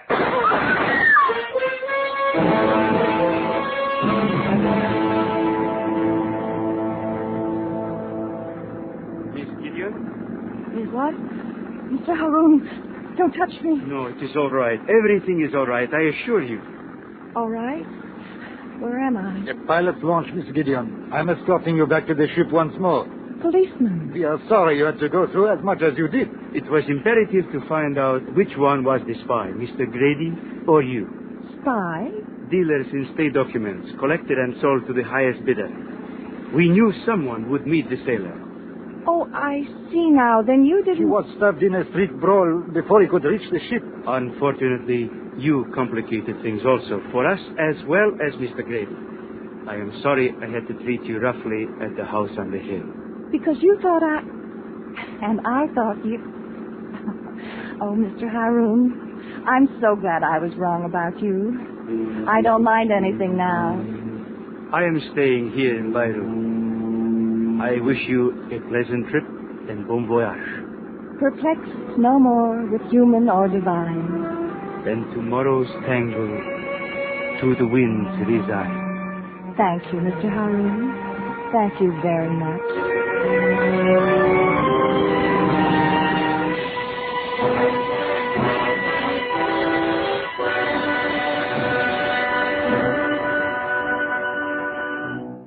Suspense, in which Miss Mary Jane Croft starred in tonight's presentation of Birut by Sunrise.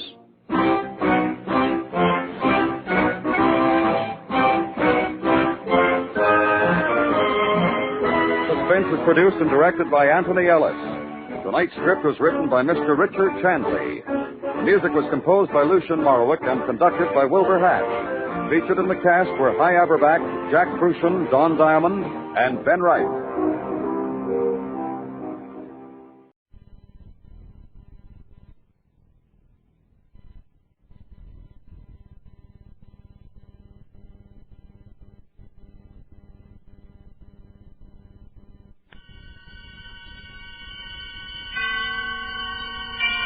And now, tonight's presentation of radio's outstanding theater of thrills, Suspense.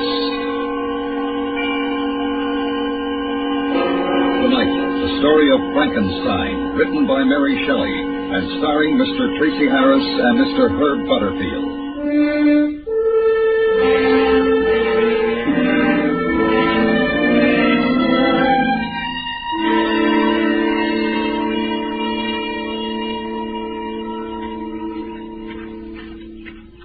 James? Hi, Victor. Yeah, just in time to give me a hand. These Indian summers. Hot, 268. James, I'd like to talk to you. Well, of course. Anything wrong? Yes. Oh. Well, then, let's go in the house. I'll get you a beer. We can talk. Oh, not in the house. Do you mind if we just walk? Oh, of course not. I guess it rained.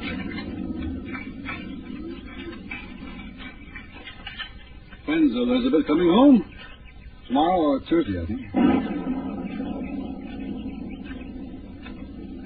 James, Oh, look now, we're friends. You know you can speak to me. What's the matter? One of your patients die? You made a mistake, perhaps? No, nothing like that. Perhaps it's worse, I'm not sure. Has it anything to do with Elizabeth going away? In a way, yes. Oh. My favorite place. You know, Victor, I think up most of my sermons here. Listen, I've been doing an experiment. It's very complicated. I'm almost finished. That's wonderful. I think I'm a little afraid of it. I don't know. I've tried to think it out myself. I can't find the answer. Go on.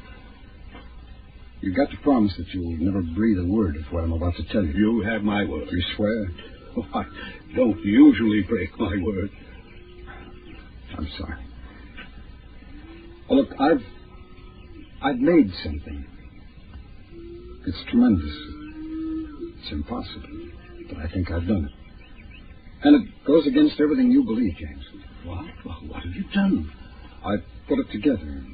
Heart, brain, nerves, muscle, everything. I've done it. Do you understand? A complete body. And you're upset because of that? You think you've done something wrong? Last night I made it move. I'm not certain, but I think I can give it life. Don't you see why I'm afraid, James? I've created a man.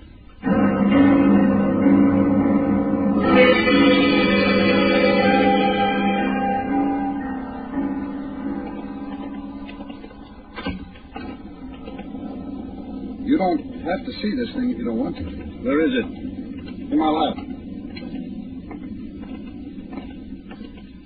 I'm the only one who has a key. Nobody else ever goes in. I don't say I believe what you told me, but how do you know you can make it live? I mean, is it anything more than galvanic action? You'll see.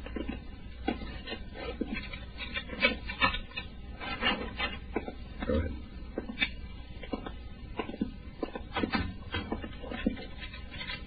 Why lock it? I always do. No windows. It's better that way. Now, before I show you, I want to explain. Here, this is what started it. It was mostly an accident. One of the kids brought me his dog. Been run over, killed. He wouldn't believe it was dead, and he expected me to bring it back. So I gave it a shot on the heart, and another with this stuff, a compound I fooled with for a long time. Yeah? Well, the dog came back to life, just for a moment. How do you know the dog was dead? It was. It had been for 2 hours. Now, all this happened 3 years ago. You've been experimenting on things ever since? Yes, it's wrong. I don't know. It's wrong. What are you going to do? Try to bring it to life? I've got to try. If you've known that all the time, why did you come to me? Why are you unsure about it? I wanted to tell you. I had to tell someone. You're my friend. I'm a minister. I preach and believe in the Word of God. What about science? One doesn't believe in science. One accepts it as a power given to man by his creator. I'm not arguing, James. I'm only saying that if this thing can live, haven't I accomplished a tremendous work for science? I don't know.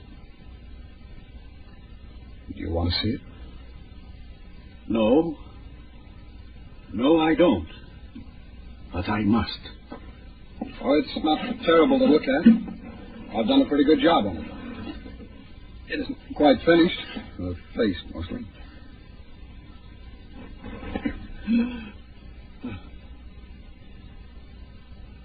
Well, no, Victor, bury it. Let it be at peace. Don't do it, even if you can. I can't imagine it possible. Don't try. Do you realize what it would mean? I don't want to. Put it to rest, man. Forget it. It's just it. I can't. Not until I find out one way or the other. What are you going to do? Show you what happened last night. I don't want to see it. I don't care. I know better. Listen to me, Victor. This mustn't go on. You've got to stop it. Not yet. Not until I find out. Does Elizabeth know what you're doing? No. Why did you send her away? I didn't want her here when I made the last test. Because you're ashamed? You know it's wrong. You know what she thinks. Oh, I'm not ashamed. I think I'm a little frightened, huh? This is bigger than anything since the world began. Perhaps that's why I wanted you here. If it moves, if you prove your point to me, will you stop then? Will you destroy it? The formulas, whatever papers you have. Destroy all of it, will you? I don't know. Hand me that hyperdirector, will you? No.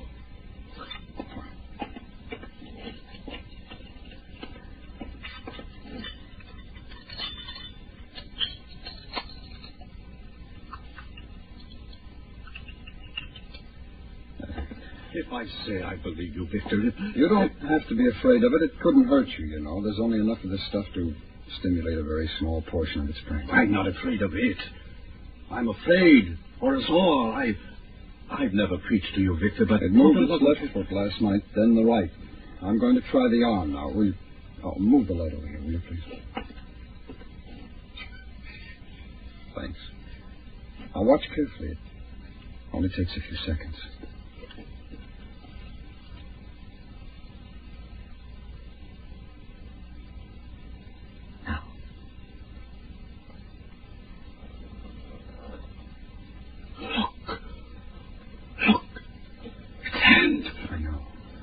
That's the way it was yesterday. The movement only lasts for a moment, though.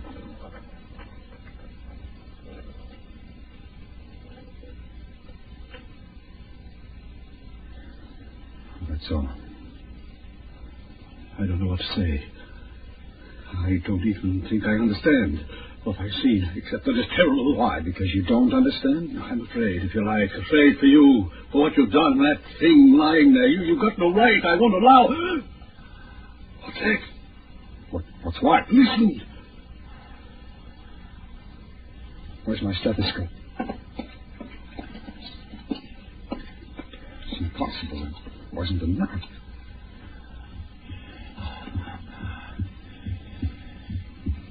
It's breathing. Victor, what have you done? The thing's alive.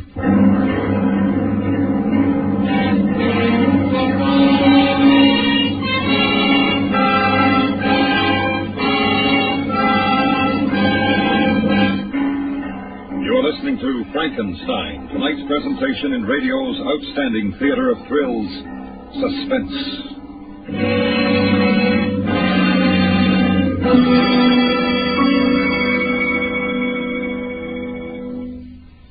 Alert Americans will heed history's lessons. Throughout history, surprise has had a leading role in military disasters. Today, an enemy capable of surprise air attack could leave chaos in his wake. That's why you should be in the Civilian Ground Observer Corps, volunteering a few hours a week to guard our skies. Be a ground observer. Contact your local Civilian Defense Office and join immediately. And now we bring back to our Hollywood soundstage Mr. Stacey Harris and Mr. Herb Butterfield, starring in tonight's production of Frankenstein, a tale well calculated to keep you in suspense.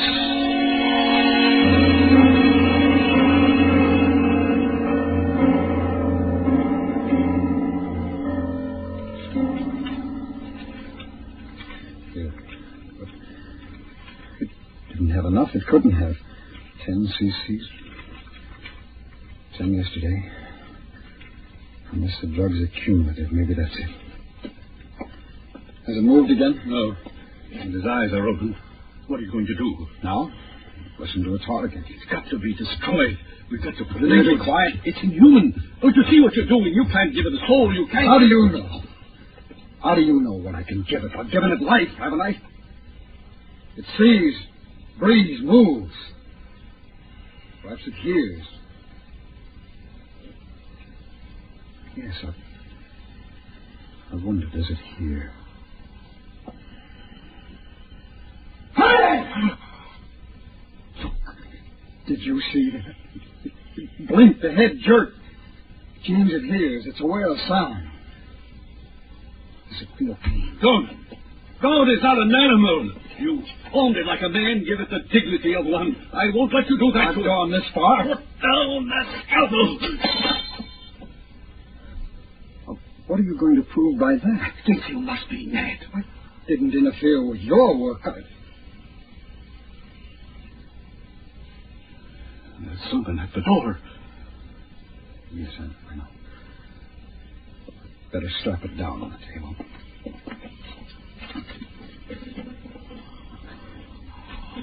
James, you won't forget your promise, will you? I'm sorry I gave you my word. I'm sorry you ever told me about this. I feel I'm as guilty as you are now.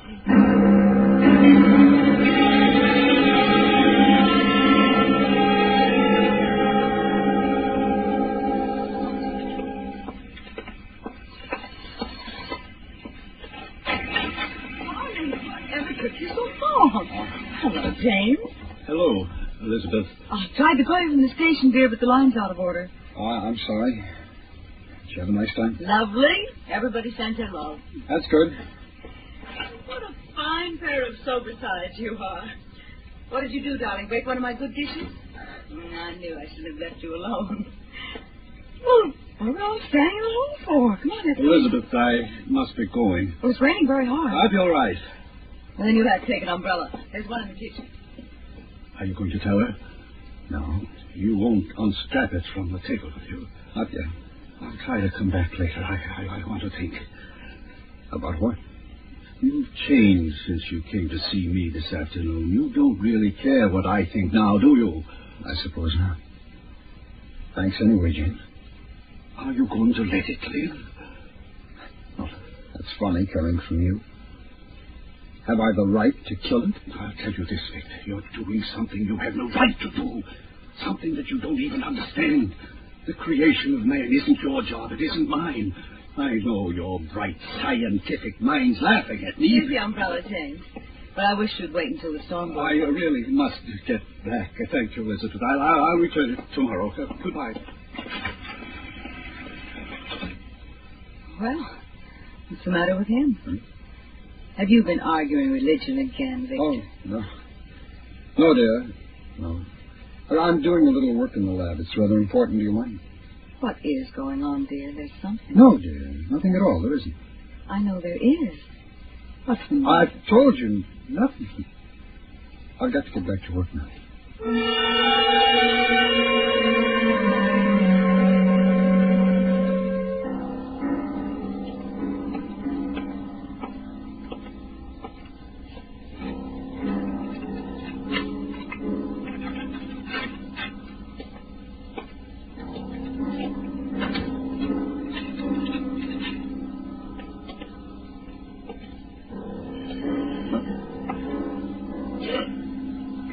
Broke the straps. It got up off the table. It broke the straps. It's just standing there looking at me. What do I do? Talk to it? What do I say? Can it understand I've done it? I've done it. It's almost perfect. Muscle control, coordination. I wish I'd finished the face, though. To break those straps. It must be terribly strong, and that's odd. It's not over average size. And now what?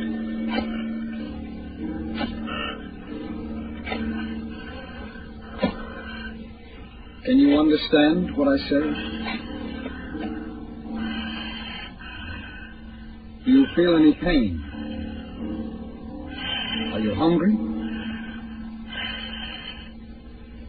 I'm a man, like you. You are a man. Do you understand?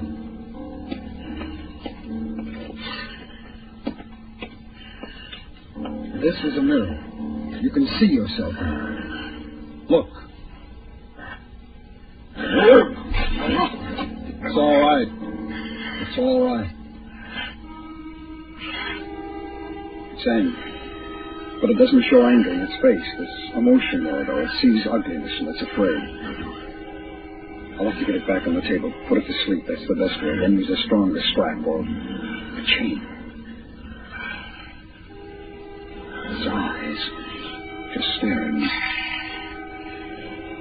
Seem worried. Oh, what a marvel it is, though. I want you to come over here and sit down. Do you hear me? Come here and sit down. Come here. No, don't touch that. No, stop it. Stop it. Put that down.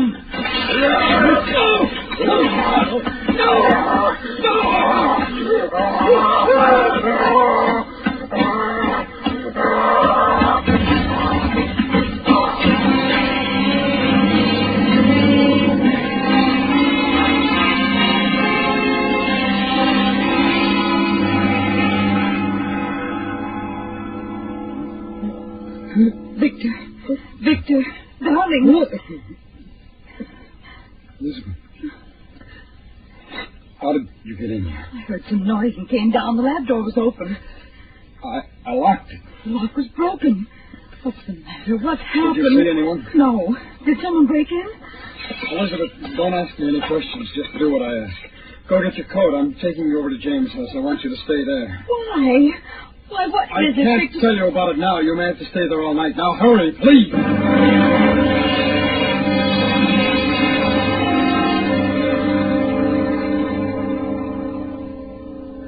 to call the police. No, James. They'll shoot it. I don't want that.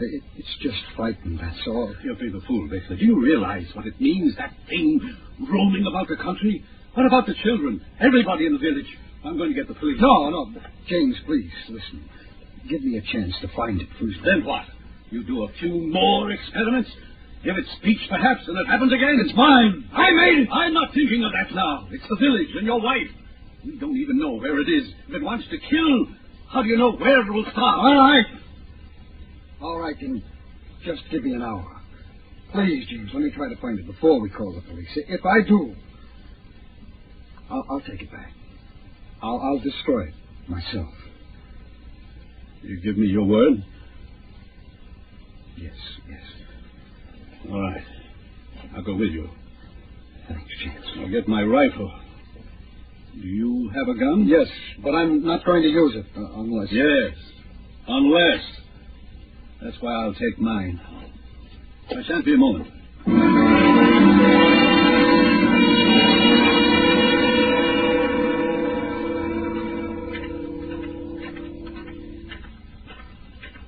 It's getting dark.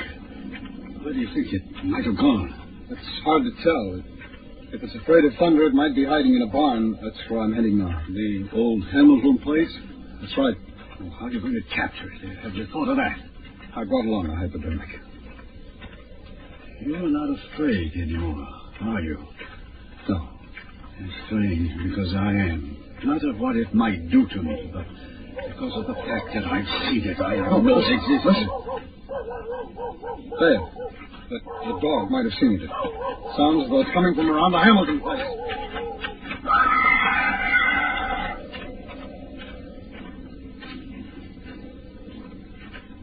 If it is in there, there's no way out the back. It's boarded up, wasn't it? Yes, but it broke out of your lab. Then I'll go in. Wait out here. I'm coming with you. No. If it tries to escape, if it does do something to me, shoot it as it comes out. Don't take the chance. It won't let you get near it. I'm going to try.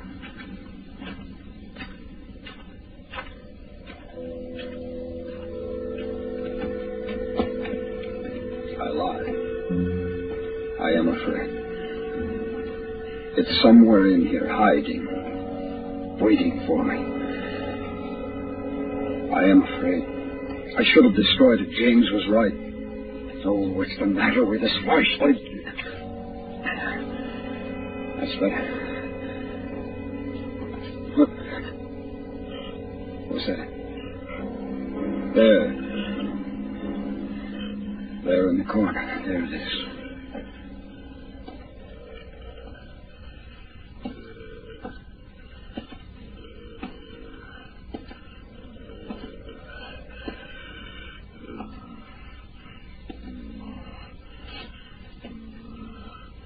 I won't hurt you. It's all right.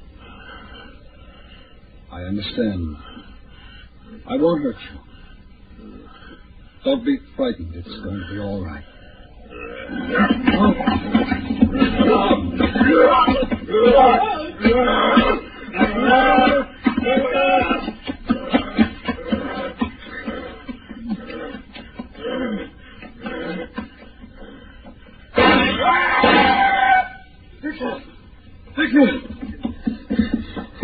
Shoot it. I might have. I don't know. Is it gone? Yes. I do. Victor.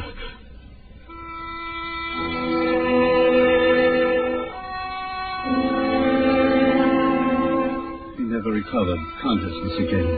Outside, I looked for the thing I'd shot at, but there was no sign of it. I returned to the lab and burned every paper, destroyed every single evidence of Victor Frankenstein's terrible experiment. But the result of that experiment has never been found, nor have I been able yet to convince the authorities that such a thing ever existed.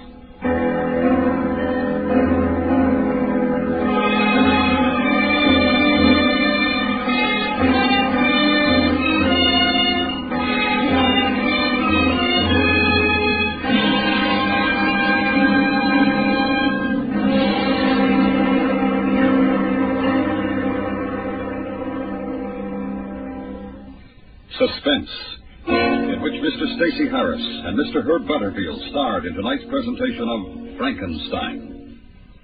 Next week, the story of terror in the streets. We call it The Whole Town Sleeping. That's next week on Suspense.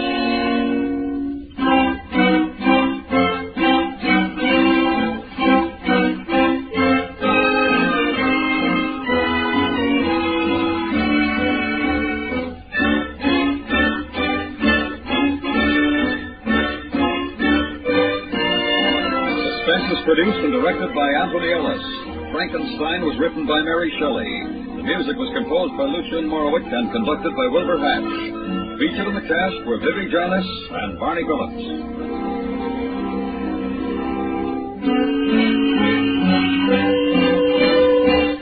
Join the FBI in Peace and War Wednesday nights on the CBS Radio Network.